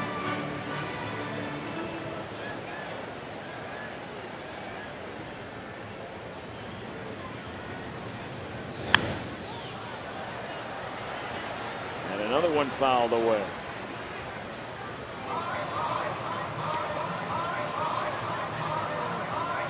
So Williams goes 6 strong innings, gives up 8 hits, 3 earned runs. Trying to win for the first time for the Angels since June 12th. Marco Estrada trying to hang tough here in the 7th inning. All you can ask out of your starting pitcher is to keep your team in the ball game, and through some struggles, he has still done that. He really only struggled 1 inning, right? I mean, he had a lot of men on base in the 1st inning. That 3rd inning, all the singles, 5 hits, all singles, and 3 runs on the board. And both of them threw pretty well. Marco continues in the 7th. Big swing and a miss. A strikeout for Estrada. And changeup is getting better as the game's going on. There's another one off the outside corner. And just waves at it. 2 strikeouts, 2 outs. Ibar, the shortstop, now in there.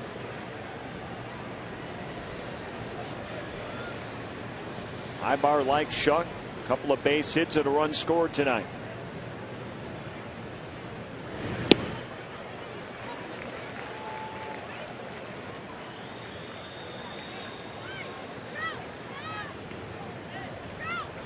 Top 4 in the Angels batting order have been on base 7 times in this game. We are just at the top of the 7th inning.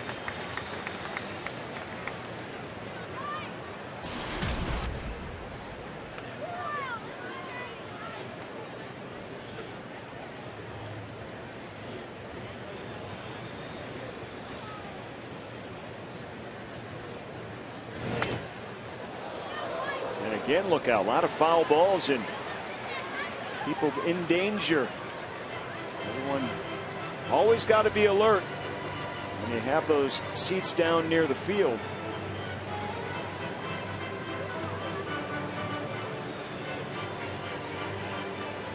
Estrada had 2 strikes on the Angels shortstop.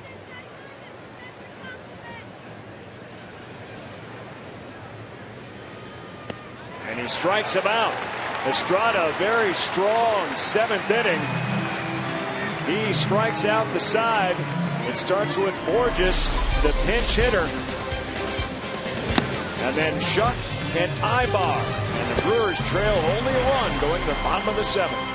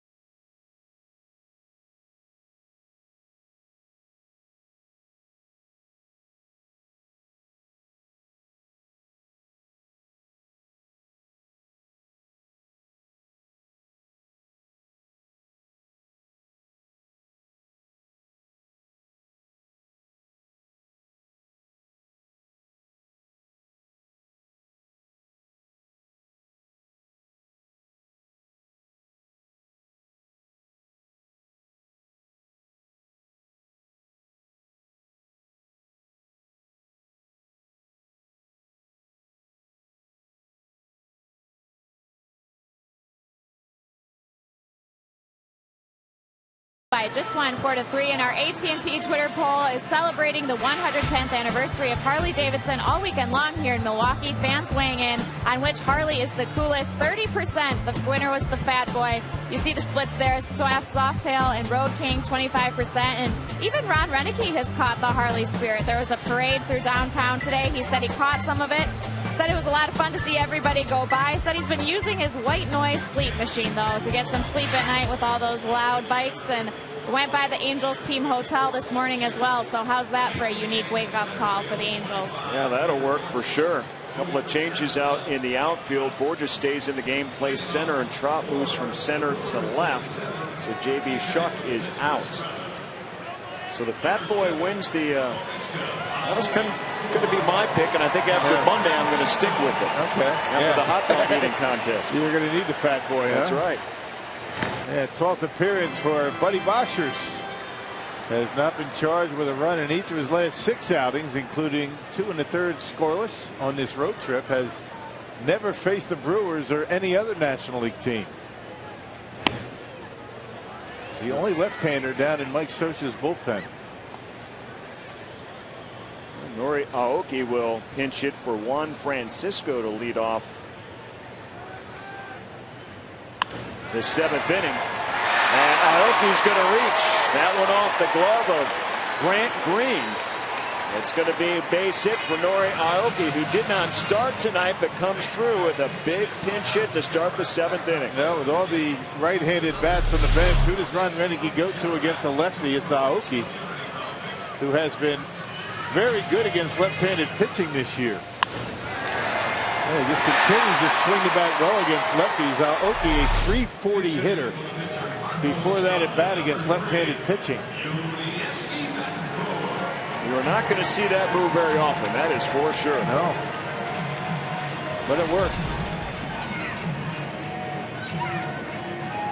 Here's Uni Betancourt, another pinch hitter for the pitcher spot, bottom part of the order. Betancourt will likely stay in and play first base now that Francisco is out.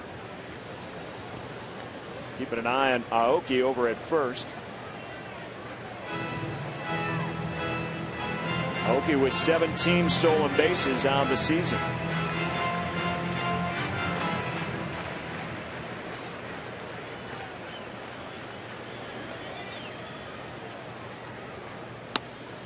Yeah, how about that recovery from Marco Estrada? Retired the last 12 batters he faced. He gave up a home run to lead off the 4th inning and then retired every batter in order after that. See if the Brewers can pick him up. Get them the lead and maybe a win here if they can grab it here in the 7th inning.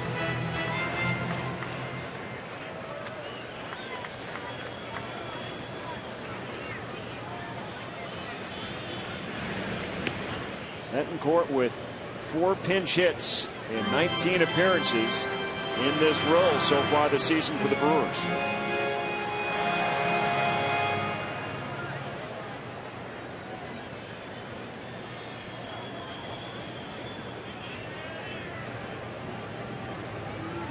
Aoki leads at first. Betancourt trying to advance him over on the bunt attempt, fouls it away. Betancourt spent the majority of his career over in the American League, of course, with the Mariners and the Royals. A career .277 hitter against the Angels. Does have 5 home runs and 29 RBIs.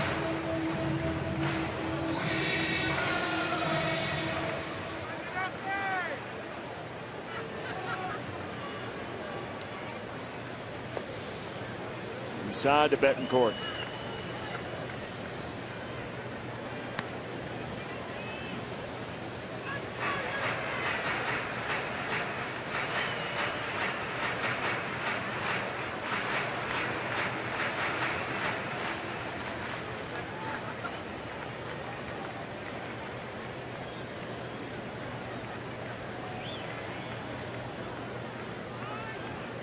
Timeout called by Betancourt, and does get it at the last second.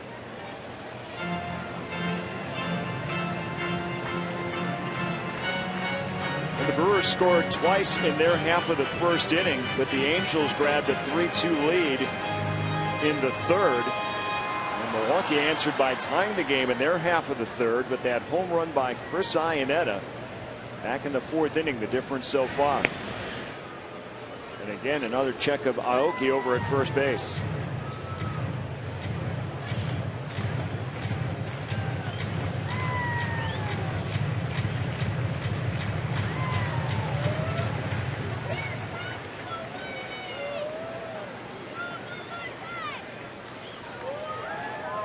There goes Aoki.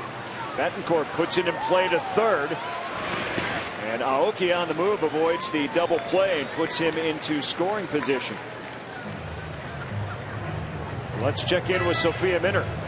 Craig, for just $20, see the Brew Crew and the Zoo. Get one Terrace Reserve ticket to select Brewers games and one 2013 adult admission ticket to the Milwaukee County Zoo. Plus a free beverage tumbler. For tickets, visit brewers.com/zoo. All right, good stuff, and plenty of time to visit the zoo yet. Boschers and Iannetta meeting out on the mound. One down here in the Brewers' 7th. And it's Aoki out in scoring position at second base.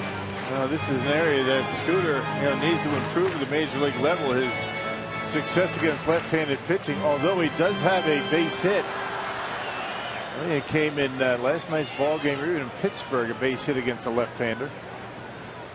Wendy's at the plate for Jeanette. He's had a productive night.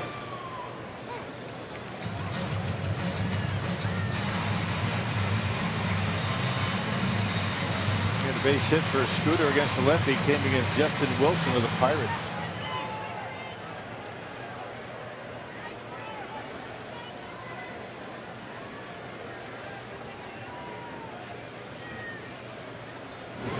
Jeanette trying to deliver here in the 7th inning.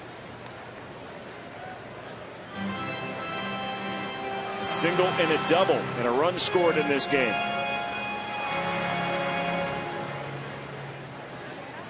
Jeanette led off the 5th with a double, but was stranded out at second base.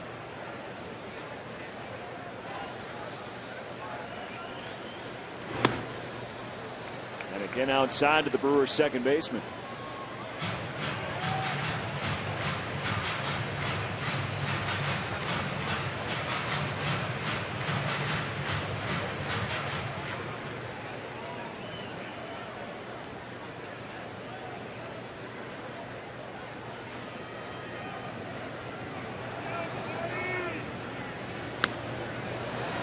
Jeanette, foul ball, and it will go into the stands out of play. Scooter hanging right in there on a slider down and away. Good pitch by Boschers, but Jeanette able to foul it off. Jeanette has hit safely now in 20 of his last 22 games, having a stellar month of August. Hitting over 400 here on August 31st for the entire month. Here's the 2-2. And again, he slaps it foul.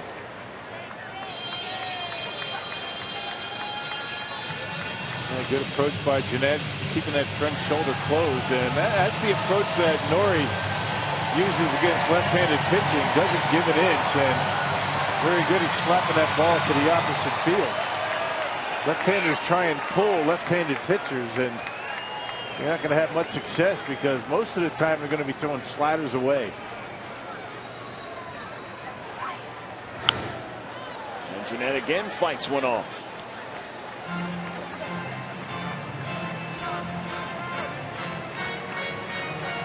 And this is one of these at-bats against the left-handed hitter that you got to believe, of all the things that a young player like Jeanette goes through with experience, this one would be a big one right here if he can come through.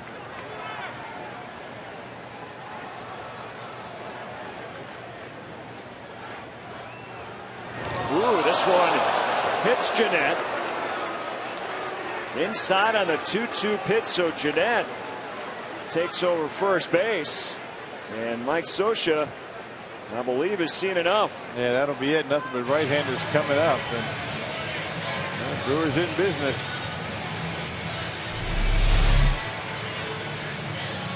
Breaking pitch that didn't do anything, and Jeanette gets hit. Yeah, the jersey, that's not going to hurt, but he gets first base. So a pitching change here in the 7th inning. We'll talk about it when we come back to Miller Park.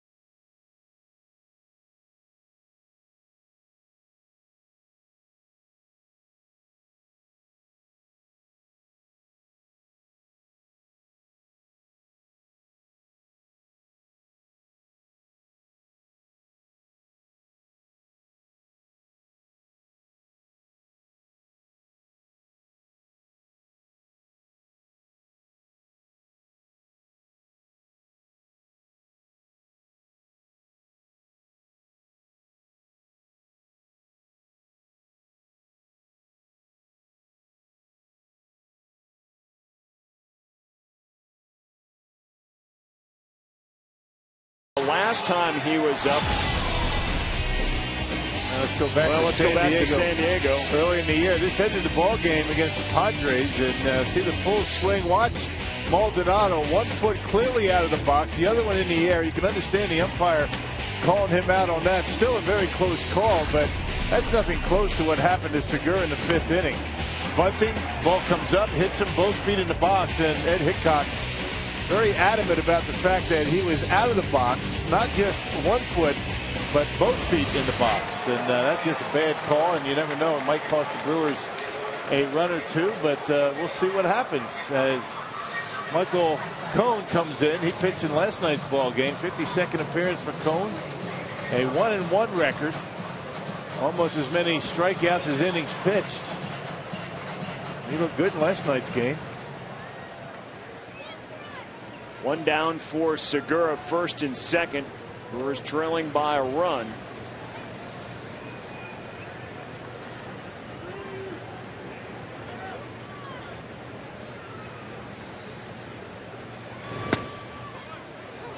First pitch, a strike into Segura, hits the outside corner.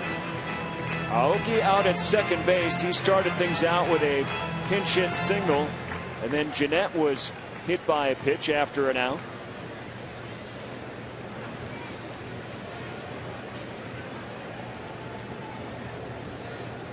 Gene Segura, an opportunity to scorch his old team here. Fouls it straight back, so he's down in the count, 2 strikes. Have slider than fastball. That fastball out of the zone at 94. Yeah, Cone basically a 2-pitch pitcher. The fastball and the slider.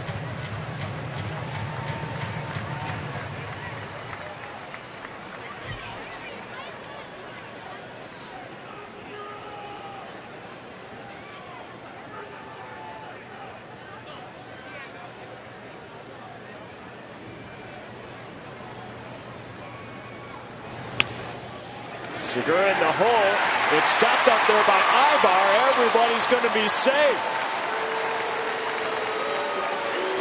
So another infield single. And the Brewers have loaded up the bases with only 1 down here in the 7th inning. And another 0-2 base hit. You know, let's check out the pitch by pitch. Cone getting ahead of Segura. He showed him the slider. Put it right on the outside corner for a called strike. Then Segura chases a fastball out of the strike zone, and on 0-2, Cone throws too good of a pitch down in the zone, got the plate. Segura able to get the infield hit. So bases loaded for the best in the business for the Brewers with men in scoring position. Jonathan Lucroy. Well, Lucroy due up, delivered back in the 1st inning, and the bases are loaded.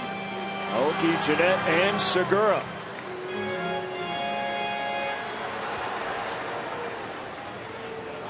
Lucroy with 2 hits so far in this game.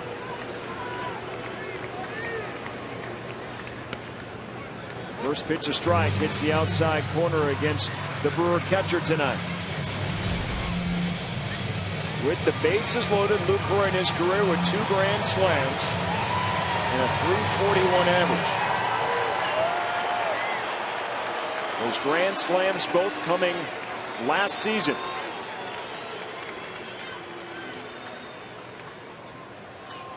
Well, let's see if he goes with the fastball. He did the same thing to Segura. Started him out with a slider for a strike, then went to fastball.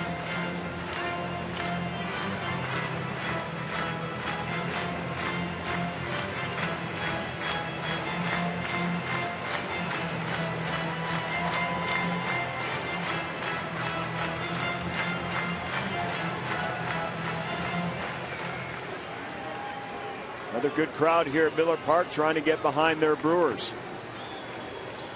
It's been a back and forth game since the 1st inning.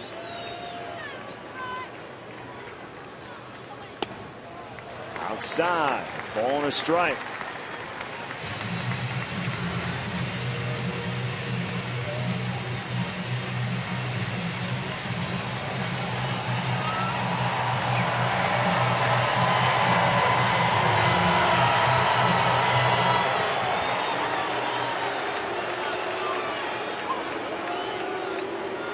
Angels have played very well on their current road trip, including winning last night. Milwaukee trying to get things back to even. Lucroy, a big swing and a miss. Good location on the fastball that time from Cone, right off the outside corner.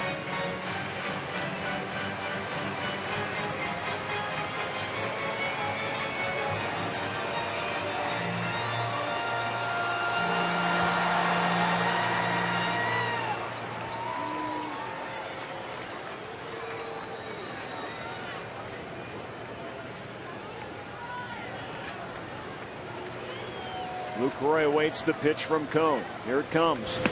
Outside again, 2-2.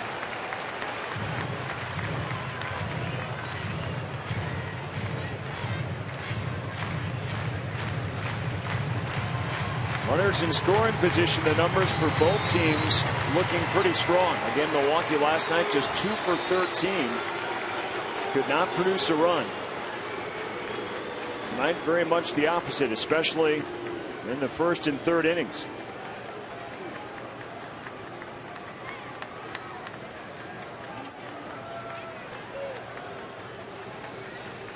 Long fly ball would tie this game. And how about one into the gap? That ball's for a base hit. 2 runs are going to come home. And the Brewers are going to take the lead as Lucroy comes through again. 4 RBIs for the Brewers RBI leader tonight. He's something else. Not a bad pitch from Cone, a fastball away. We couldn't ask for better speed on the bases. And Lucroy dropped a single on a soft liner in the right. Well, the 5-pitch at bat, a couple of sliders that started out 0-1. Able to catch the outside corner. Then miss with one. Then a fastball for Lucroy to hit a little bit off the outside corner, but a swing and a miss. And then the fastball off the outside corner. Once again, same pitch that he missed before. And able to get the end of the bat on it and dump it into right. There you go.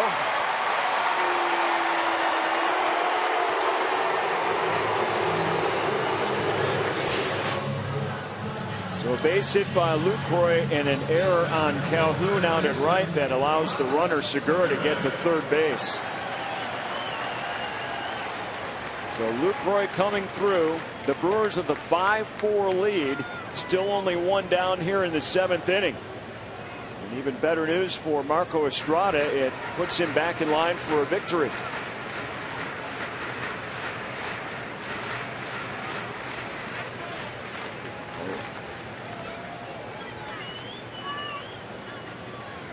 And here is Ramirez.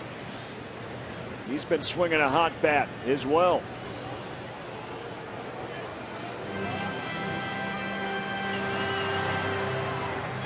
Here's a look at Estrada, who had some early inning struggles, but boy, did he finish strong. As Rock mentioned, retired the final 12 batters he faced.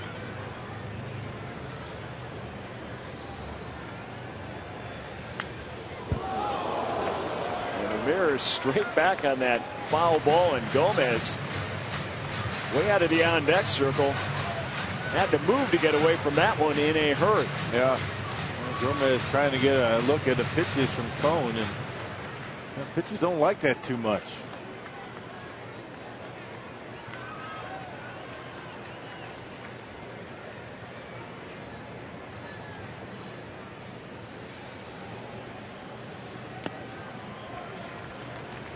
One and one now to the Brewer third baseman.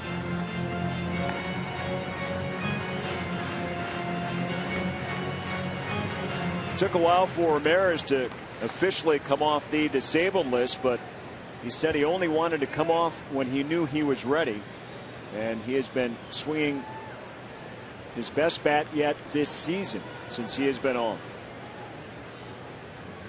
Back to playing just about every day.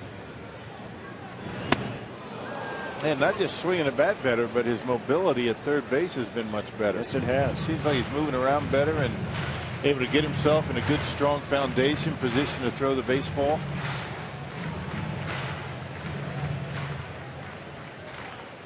Been battling knee issues since spring training.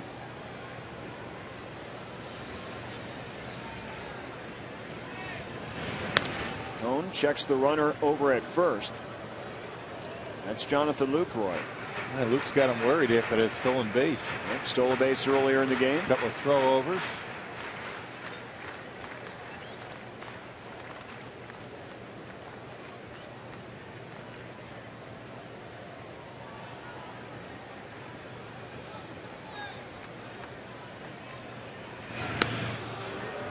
And again, they check on Lucroy. You got to wonder how tempted Segura is over at third, although his lead's not big. Got to play it safe with one down and a runner at third. Yeah, with Ramirez up, what are you thinking? To steal a home? Sure, why not? Yeah. The rare steal of home these days.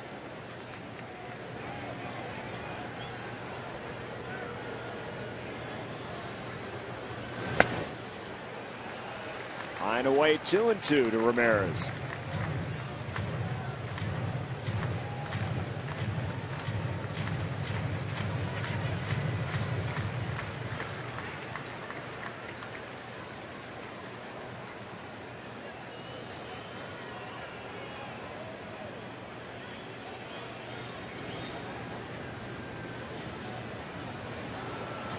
Time of the ball game in a tight game like this where strategy plays on a much higher level. You've got two good friends battling in each dugout in Roenicke and Scioscia. And maybe even a little different scenario with Scioscia in the interleague play. Big swing and a miss by Ramirez, and he strikes out. So the Brewers can't capitalize even with the runner at third. After tying him up, he tied him up inside that time. Got a good fastball, 93, 94. Got that slider to go with it. Here's Carlos Gomez. Officially 0 for 2, did walk back in the third inning.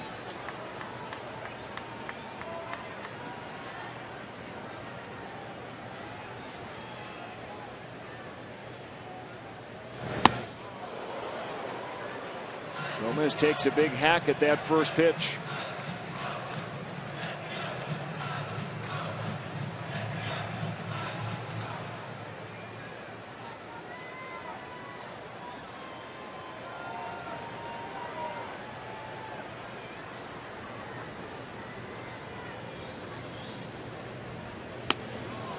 And another swing and a miss by Gomez.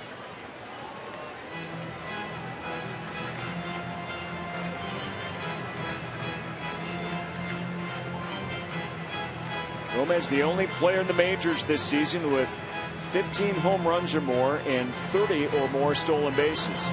Only player in the majors.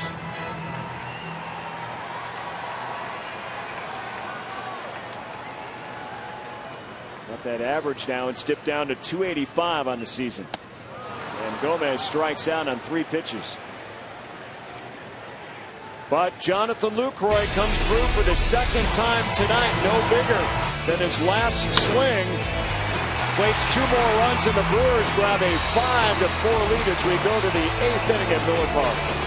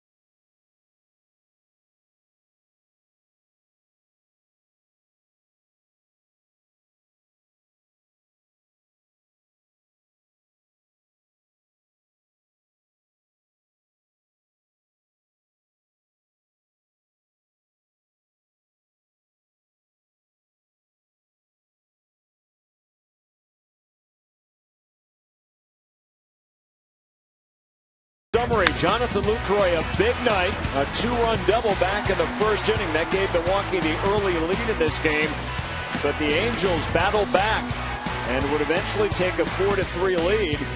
And Marco Estrada was not an easy night for him, but he retires his final 12 batters that he faces, going 7 strong innings, and is actually in line for a potential victory here as Jonathan Lucroy comes through again in the 7th inning with a 2-run single.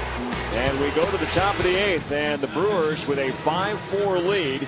Yuni Betancourt stays in the game and takes over at first base for Juan Francisco.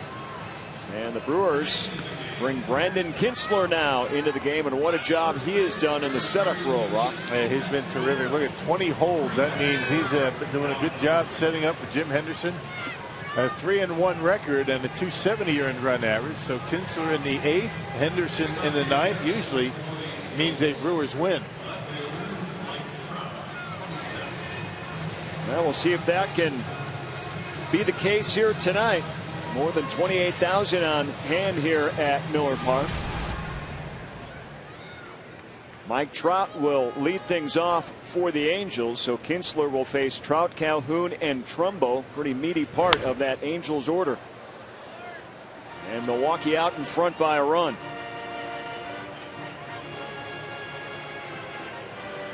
Trout tonight 1 for 3. He had an RBI single back in that 3-run third for Los Angeles.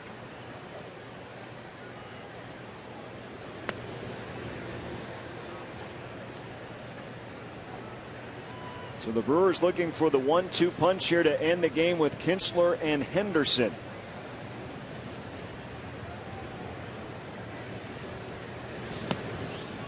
How about Kintzler logging more than 61 innings of work? It was just a year ago that he went through all 4 levels of the minor league systems, and look where he is now, setting himself up for a nice strong finish in September and a role potentially as that setup man again in the 2014 season. Liner to Jeanette. Let's take a look at our Ho Chunk Gaming text the broadcast question tonight. What happened to former Brewer shortstop Rob Piccolo? There he is. There he is. Funny you should ask. The bench coach for Mike Scioscia. Rob Piccolo, a Brewer in 1990 or in 1982 and 83. Good guy, Piccolo. He's been in baseball a long time. Spent some time with the Brewers, the A's, the Angels, back in their organization. One of those names you never forget. Yeah. Piccolo. Good utility infielder and contact hitter. Faces Cole Calhoun now for Brandon Kintzler. And this one over to third, Ramirez to Betancourt. Quickly 2 down for Kintzler. 2 hard hit balls, but fortunately for Kintzler, right at the Brewers infield. A line drive, now a ground ball. Boy, Ramirez positioned perfectly. John Axford makes his first appearance for the St. Louis Cardinals tonight, pitching an inning of relief. 3 up and 3 down for the former Brewer now. Pittsburgh leading that game 7-1, trying to grab first place with a win, sole possession of first.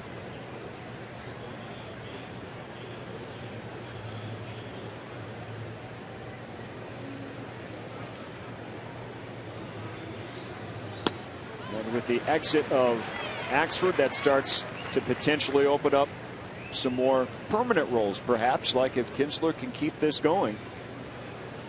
Especially, though, for a Jim Henderson in that closer's role. And without a doubt, certainly both of them deserve the opportunity going forward. And Trumbo hits it hard, and this will make it all the way to the wall.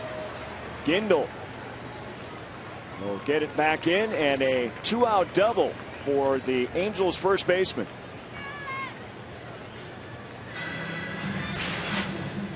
Our Miller Lite What's on Tap. Tomorrow's pitcher C.J. Wilson for the Angels, Kyle Loesch for the Brewers. Should be a great pitchers duel set up for tomorrow.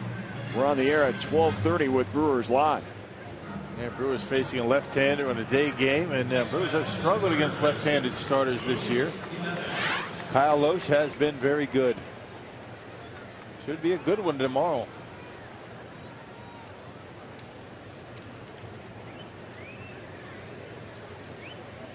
Kyle Lohse, tough start on Tuesday against Pittsburgh, received the no decision in that game, and a catch away from throwing a nearly flawless ball game.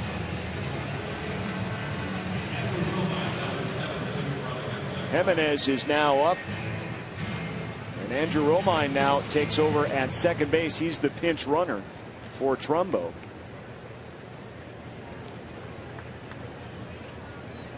Tying run out at second base with 2 down.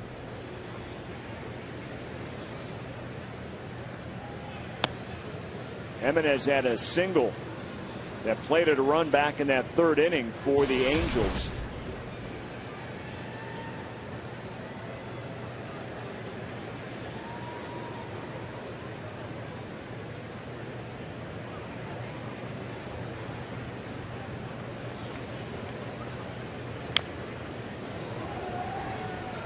Kinsler got the first 2 outs quickly in this inning, then Trumbo with the 2-out double.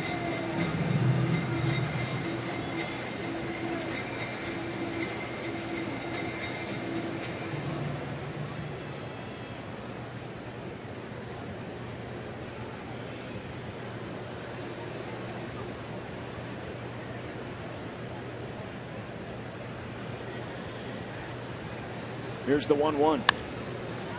Popped up. Betancourt into foul territory and makes the catch. And the 2-out double goes for naught for the Angels. The Brewers keep their 5-4 lead.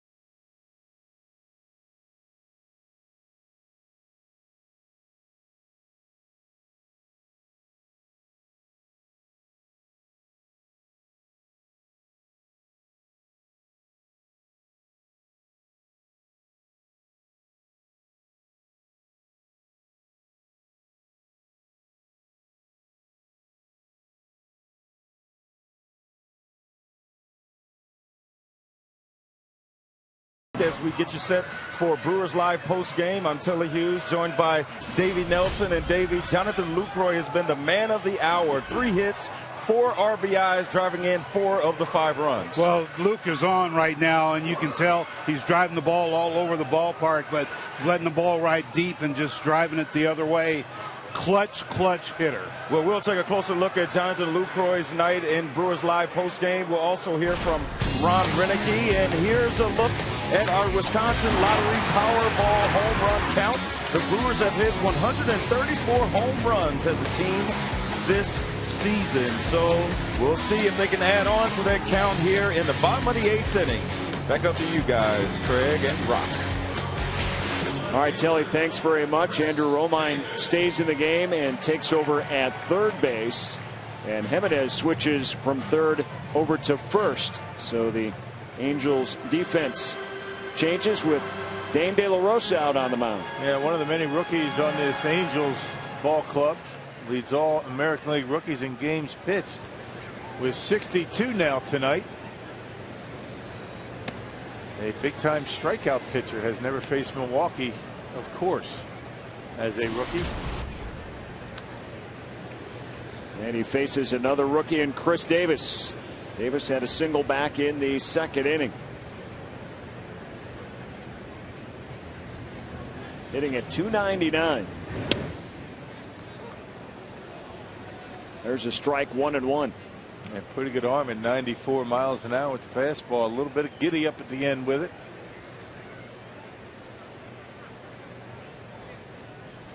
Right on the outside corner at the knees.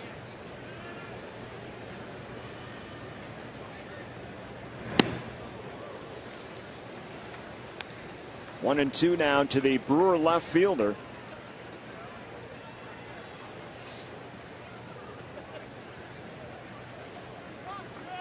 Chris Davis remains relatively quiet, but you can tell he's a lot more comfortable. I mean, when you just produce as a youngster like he's been able to do this season, you just see the confidence continue to grow. Yeah, I mean, he's not a guy that exudes all that, that flash and doesn't talk a lot, but he does have that inner confidence. That's what you have to have. If you don't have that, you might as well forget it. Every hitter that goes up there has the confidence. Just some guys show it a little bit more than others. He quietly goes about his business, and he's done a nice job by doing that on the field. Here's the 1-2. Davis lays off.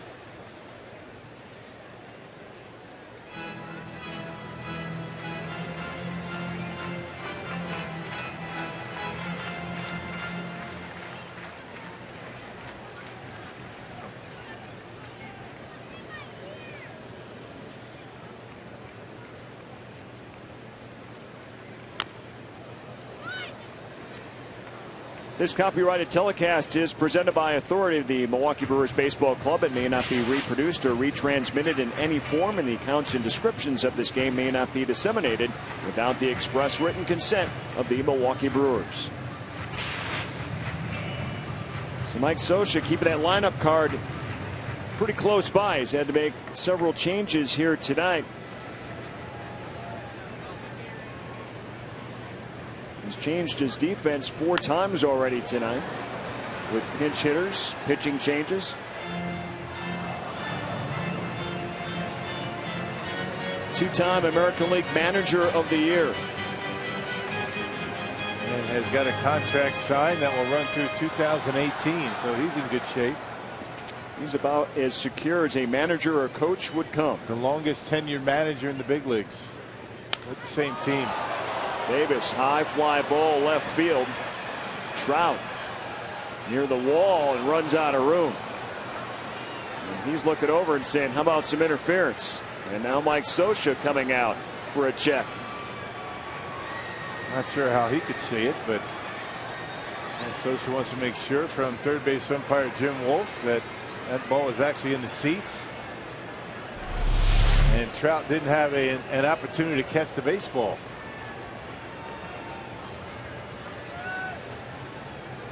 Can't really tell, but hits the top of the padding. Whether somebody touched it or not, I'm not sure.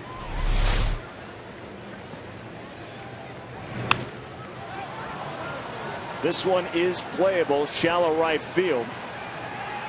And Calhoun makes the catch. So 1 down here in the Brewer 8th. Davis is retired. That'll bring up Gindel. Young man's got a big arm, doesn't he? 96 miles an hour in that last one. Big, tall right-hander. Angels like this guy. He's got the stature and power arm, almost like a Hellwig that we talked about earlier. Johnny Hellwig. That's the same size, isn't he? Could see him back up here as soon as tomorrow.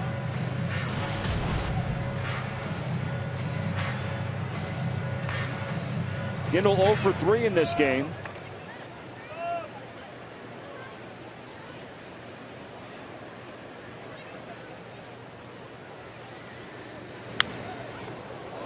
look out in that Angel dugout. Fredo Griffin went running away from that one. There he is, former Toronto Blue Jay. He said, you know what, this is the only open spot here. Can I stand here? Be safe.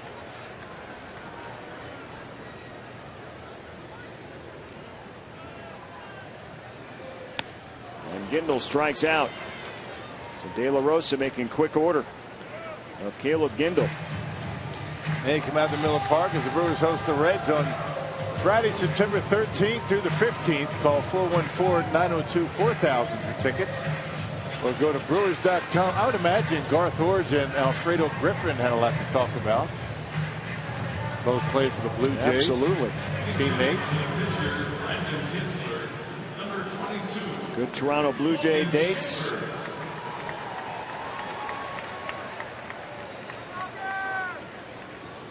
Here's Logan Schaefer to pinch hit. Pitcher spot now in the 8th number in that Brewer batting order. Schaefer with 8 pinch hits so far on the season. He's really excelled at a pretty difficult role when it comes to pinch hitting. What Schaefer has not been able to do is swing a consistent bat when he was given the opportunity to make consecutive starts.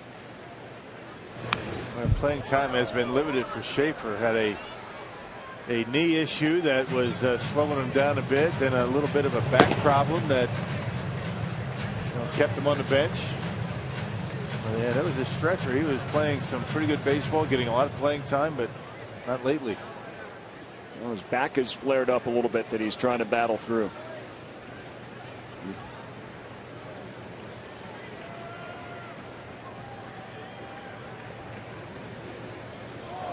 And this one thrown away from everybody all the way to the backstop. Ionetta's like, where's that one going? Effectively wild, right? Keep you loose in the box.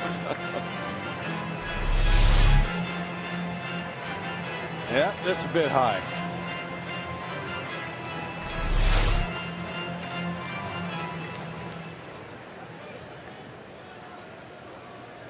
Two down here in the Brewer 8th, and they lead the Angels 5-4.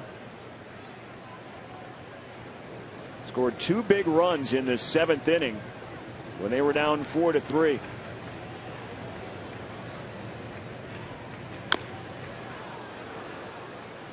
Big night for Jonathan Lucroy, 4 RBIs.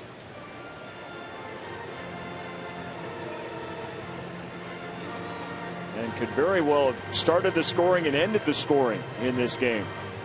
And Luke is hoping that he does not get any more at-bats tonight. Unless the Brewers come up with a big inning here in the 8th. There you go.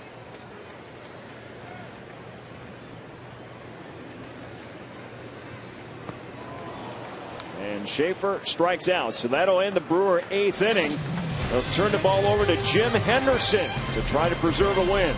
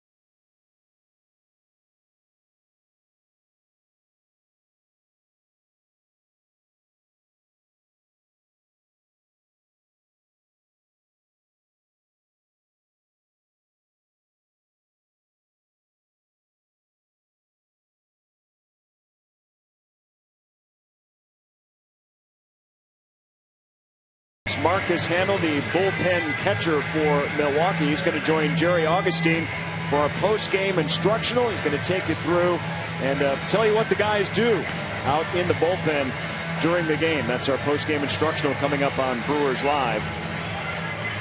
Schaefer takes over in left field for Davis, so he stays in the ball game. And Jim Henderson is set to jump on the mound. Our Columbia St. Mary's save tracker, Jim Henderson, 22 on the season, looking for 23 to try to close out this Brewer lead. Yeah, he's been very good. The Brewers have not lost a game when entering the 9th inning with a lead. And that is impressive. And Henderson responsible for most of that. Henderson last pitched on Tuesday, not save number 22, and has been unscored upon in 15 of his last 16 appearances.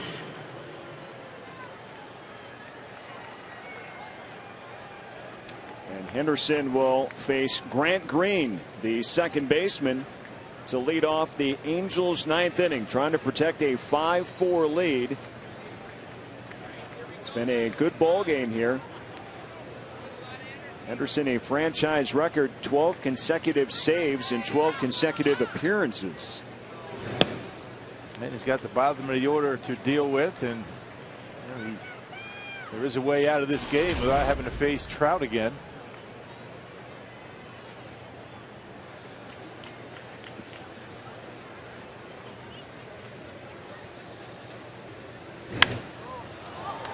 Popped up foul territory. Lucroy and Betancourt are going to run out of room. 1-1 the count now to Grant Green. Hey, you think about that franchise record that Henderson established. 12 consecutive appearances, 12 consecutive saves. He topped Trevor Hoffman, who did it back in 2009. You don't think about that type of record standing out so much, but it's consecutive appearances. No, you know what that tells you? That's as much of a team record as it is just for a closer, because the Brewers have not been in a position, that they haven't needed Henderson because they haven't been winning games, or they're not playing very well. And because the Brewers have been winning and playing some good baseball, he hasn't had to appear in a non-save situation just to get work. So you got to peel back the layers on that record that he just broke. You need help in that regard. Good point. Good team record type of situation for Jim Henderson. But the fact remains that he's been 12 for 12. Has not blown a save. And that's been since Francisco Rodriguez was traded to Baltimore. Called strike 3. Grant Green is down, and Henderson picks up the first out here in the 9th inning. Right at the bottom of the strike zone, and gets the first batter called strike.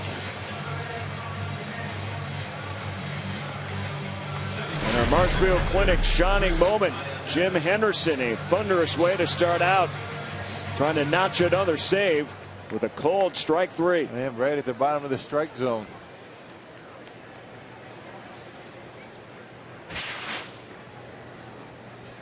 That brings up Chris Iannetta. And Iannetta surprised everyone with a solo home run in the 4th inning. Light-hitting catcher of the Angels with that home run back in the 4th put them up 4-3. And that lead stood until the Brewers were able to get 2 in the 7th inning. Yep, and it was a Marco Estrada fastball that he knocked out of here.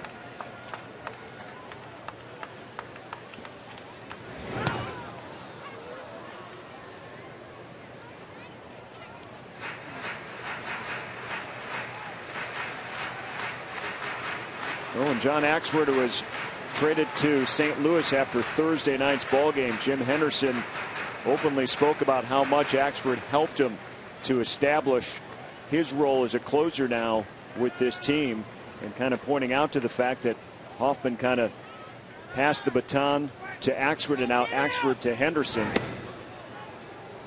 all helping each other along the way. There he is, Josh Hamilton on deck.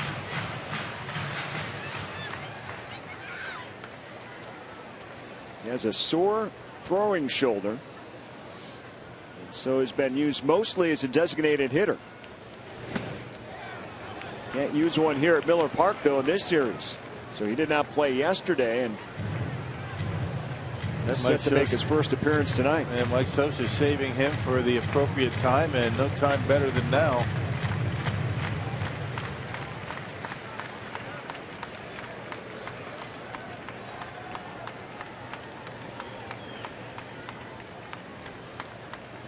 The 3-1. Grounded to Segura. 2 down.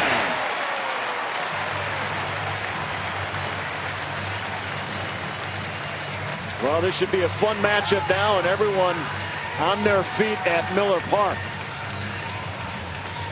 Power pitching Jim Henderson against Hamilton, appearing for the first time in this series, and Rick Kranitz out to talk to Lucroy and Henderson.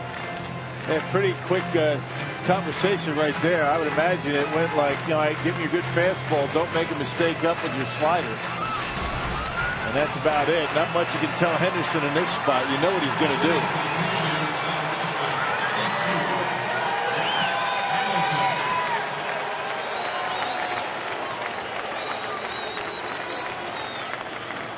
Hamilton in his first season with the Angels. Off to a very slow start. Battling through some injuries.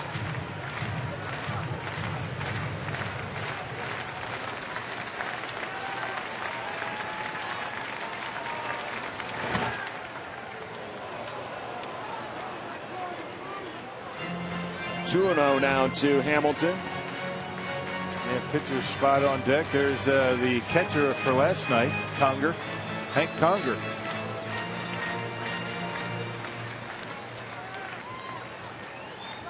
Now look out here, 2-0.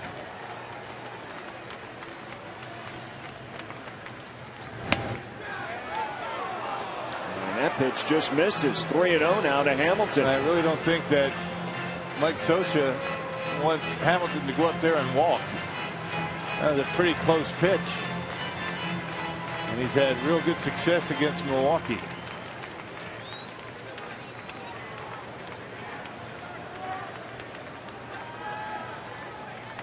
Hamilton coming over from the Reds to Texas. There's a 3-0 green light. Up in the zone. That's where he wanted it. And indeed, he knew that he wasn't up there to walk and went after the high fastball. 3 balls and 1 strike.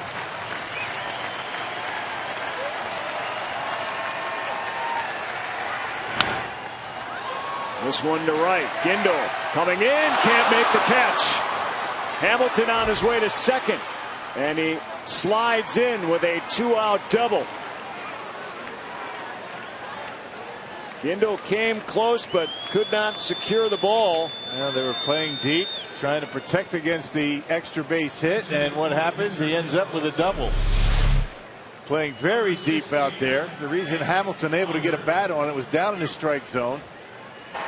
Little Jen shot. Watch how far Gindel has to come. He's on the warning track.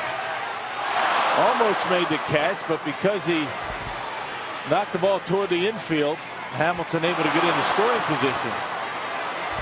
And yes, Hamilton can run.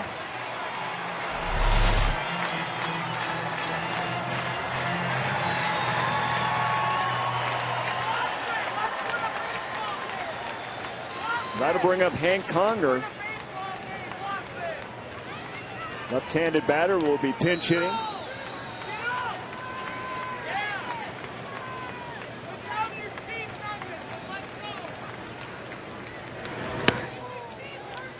Inside to Conger. Well, now the infield, the outfield can't play real deep. You got to be able to put yourself in position to make a throw to home plate.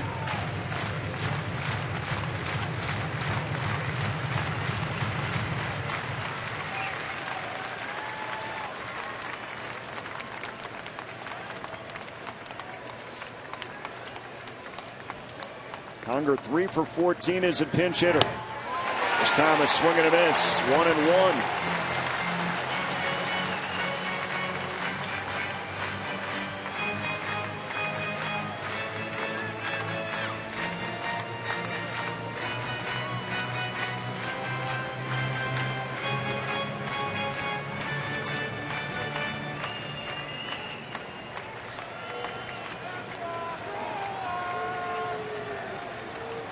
Henderson looking for his 23rd save.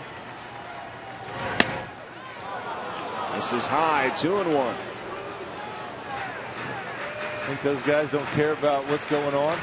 Bad season, but they want to win. Look at everybody up on the rail.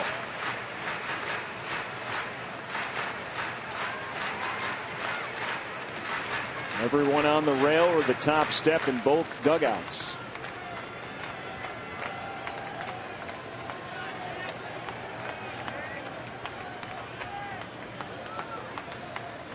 Here's the 2-1.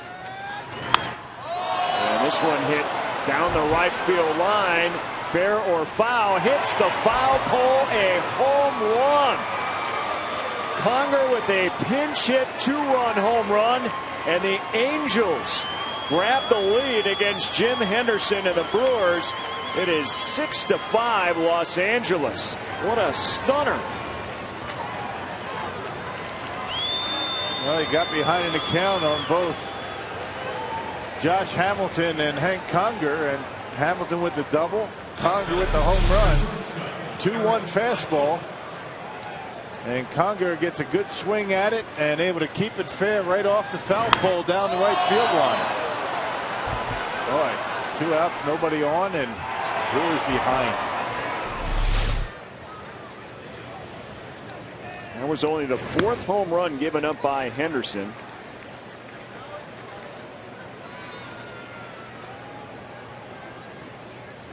So a rare feat pulled off by Hank Conger against the Brewer closer.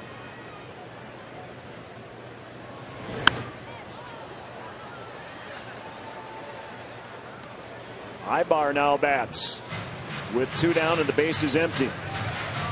But the Angels 6, Milwaukee now 5.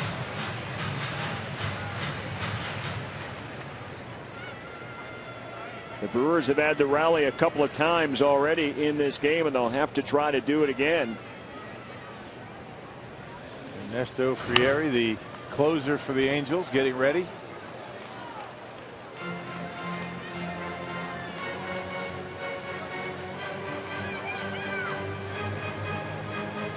Well, Mike Scioscia saving his big boys to the end, and it paid off. Hamilton and Conger, and they take the lead.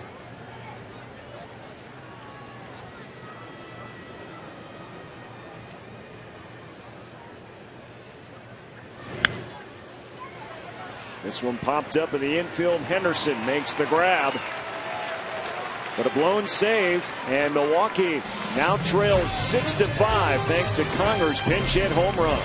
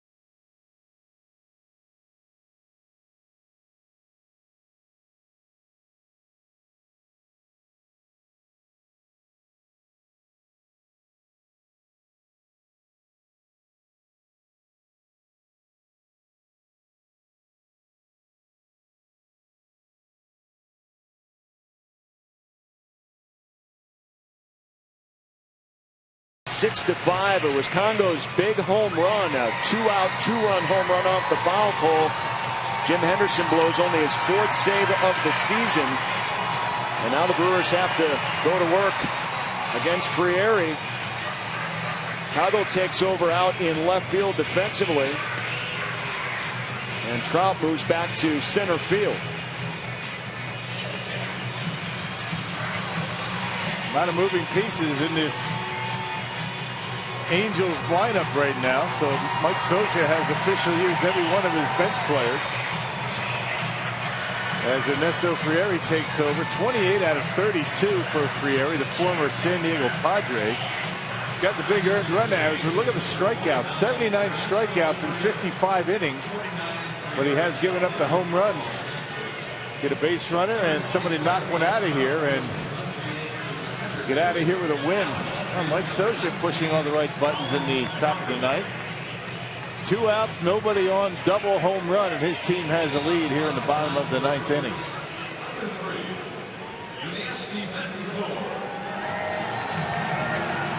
Well, Yuniesky Betancourt set to lead off the Brewer half of the ninth inning as they trail by a run.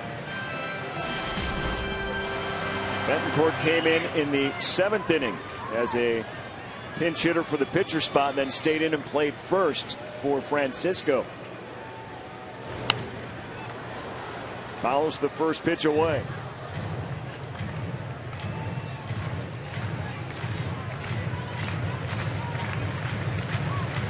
A lot of drama in this game from the get-go as the Brewers scored 2 runs in the first inning, and then after that these two teams slugging it out. It's been a nice game. It's been a good game, like that first game in Pittsburgh.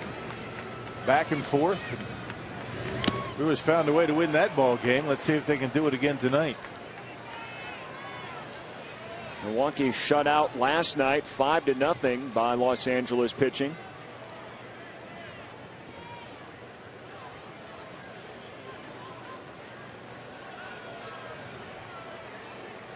Both starting pitchers tonight battling, Williams and Estrada.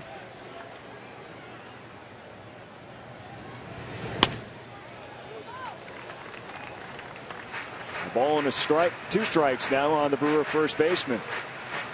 Well, the Brewers, when leading after the 8th inning, the only team in baseball without a loss. That obviously in jeopardy now. Hard to keep those perfect records going, especially this late in the season. Called strike 3. Only team in baseball that can say that. Yeah, Frieri with that mid-90s fastball, 95 miles an hour. Take a look at that 9th inning with 2 down. Hamilton pinch hitting, and Gindel so close to ending the ball game. Hamilton ends up at second base, and then the big home run by Conger. Yep, a 3-1 fastball to Hamilton, a 2-1 fastball to Conger, and the Angels 2 outs away from another road win.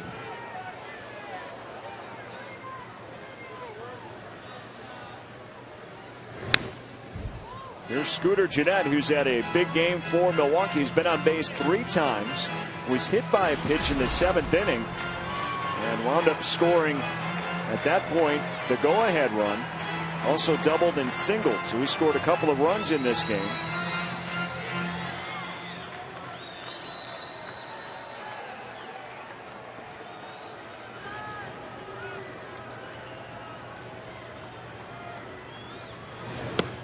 Frieri delivers outside.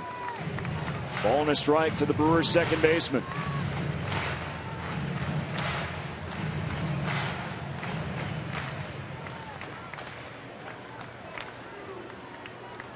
Another big moment at bat for a Brewer rookie.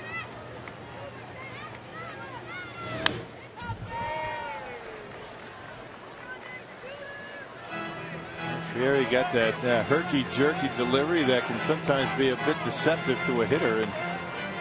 And once he gets rid of it, he gives you about 94 to 95 miles an hour. Brewers need a base runner, a bloop, and a blast.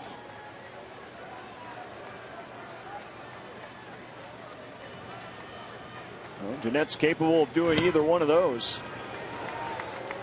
You know, preferably the bloop, then the blast. There you go. Not the blast, then the bloop. Although that'll be all right, too. Anything to plate, too. How about that? Well, as long as the blast is in there somewhere.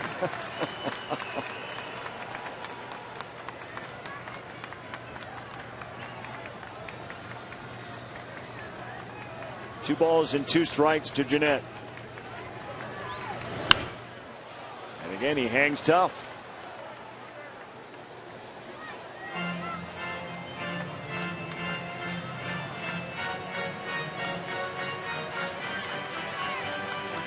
Pirates went on to beat St. Louis 7-1 tonight, so they are in first place alone in the National League Central. They get Justin Morneau today.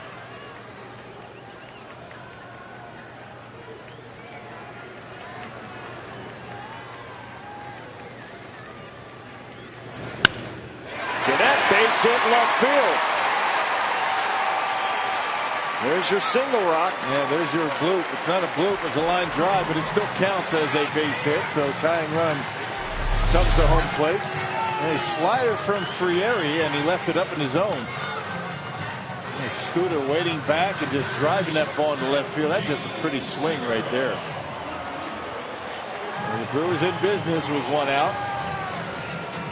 Remember, Frieri, the closer, has given up 8 home runs this year. Well, here's Gene Segura, and the drama couldn't get any thicker than it does right now. The former Angel against his old team and a chance to win it.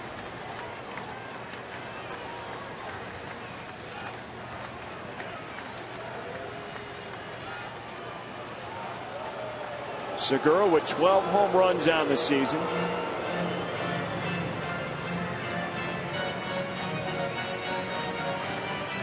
Has not homered in the entire month of August. And it is August 31st. He is due.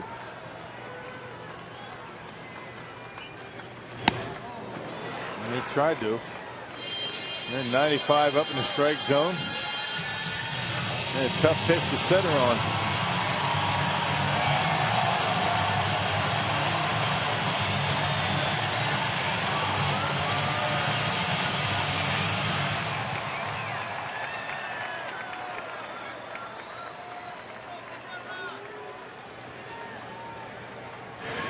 Again, they'll keep a close eye on Jeanette. He represents the tying run.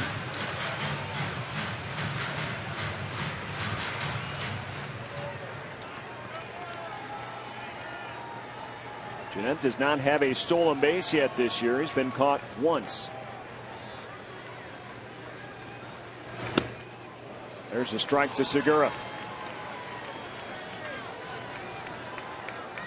0-2 to the Brewer All-Star shortstop. And now your job changes at the plate. Just put it in place somewhere. And big hole between first and second. Segura very good at taking the baseball in that direction. A little first and third here. Jonathan Lucroy waits on deck. Jeanette over at first.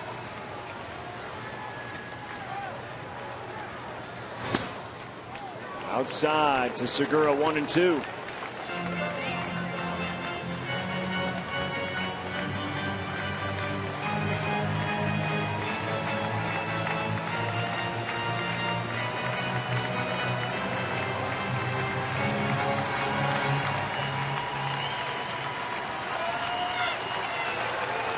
Crowd is hung tough here at Miller Park. They thought they had a win, but the Angels rallied in the top of the ninth. As Segura fouls another one away. 2 outs, nobody on. What?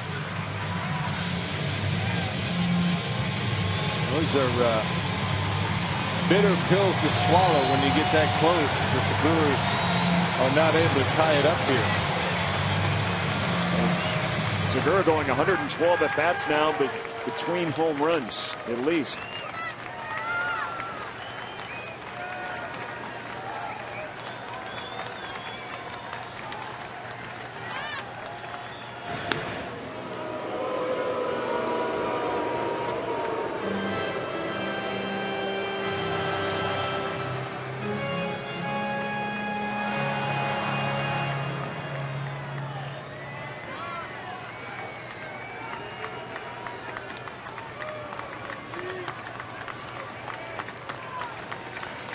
Segura waits.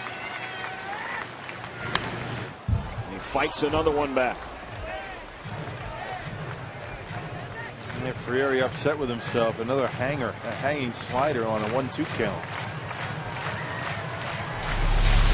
And check this pitch out. A good hitter's pitch right here, and he's upset with himself. Yep. He knew he made a mistake, but he got away with it.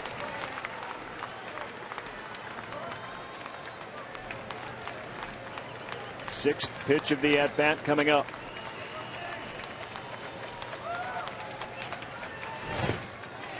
Low to Segura, 2-2.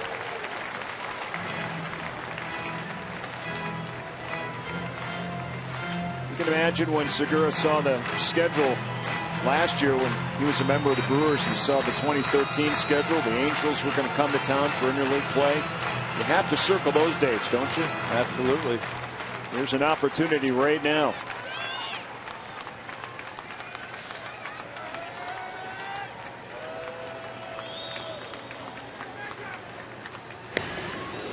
And again, Jeanette drawing the attention of Friere.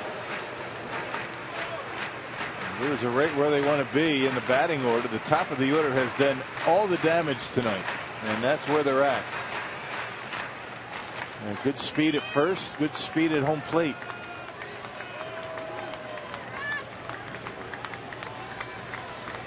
Top four been on base 9 times tonight. And Segura again into foul territory.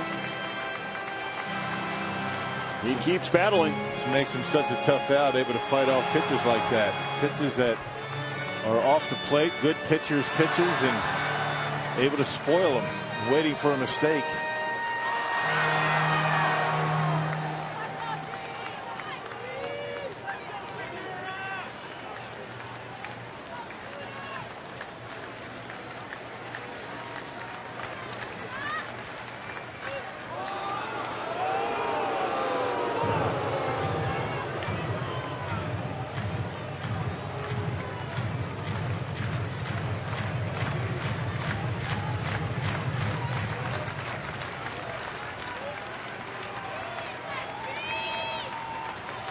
Jeanette takes his lead again. Friere delivers to Segura, and he fouls another one back.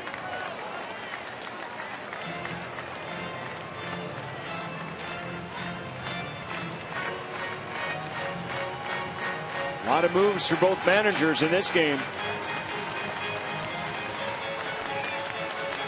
It's come down to the bottom of the 9th inning in a 1-run game. Yeah, there won't be any moves made by Ron Roenicke at this point. He's got the guys up that he wants. Just a matter of getting it done.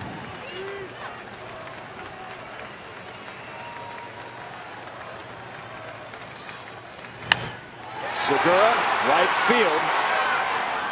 Calhoun gets underneath it, and there's the second out. Well, good battle, lost by Segura that time. Able to fight off some pitches, and just not enough to drive that one over the head of Calhoun out and right.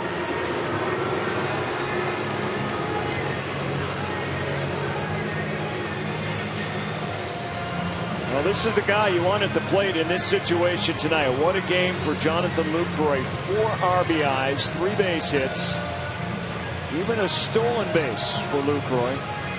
He has 1 career walk-off home run. That came against the Reds.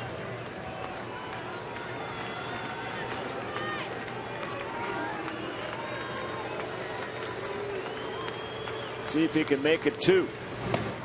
Lying tight to the Brewer catcher. Same situation against Aroldis Chapman. Down by a run, a man on. Lucroy went deep, and Brewers won the game. Can he do it twice?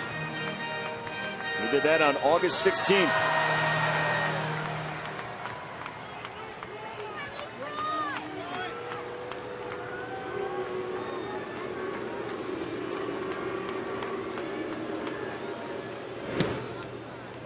Let's take a look at that walk-off home run. There's another long batter with Aroldis Chapman. Finally got the slider and knocked it out of here. And the Brewers a big win here at Miller Park against Cincinnati.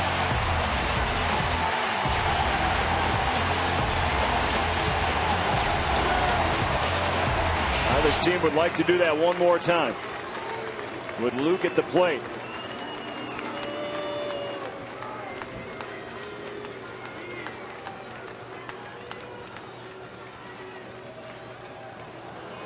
Luke Roy responsible for 4 of the 5 Brewer runs in this game.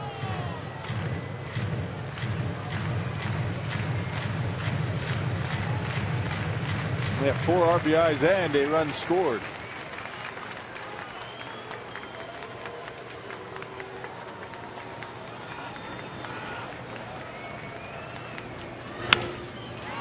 Ground ball to short.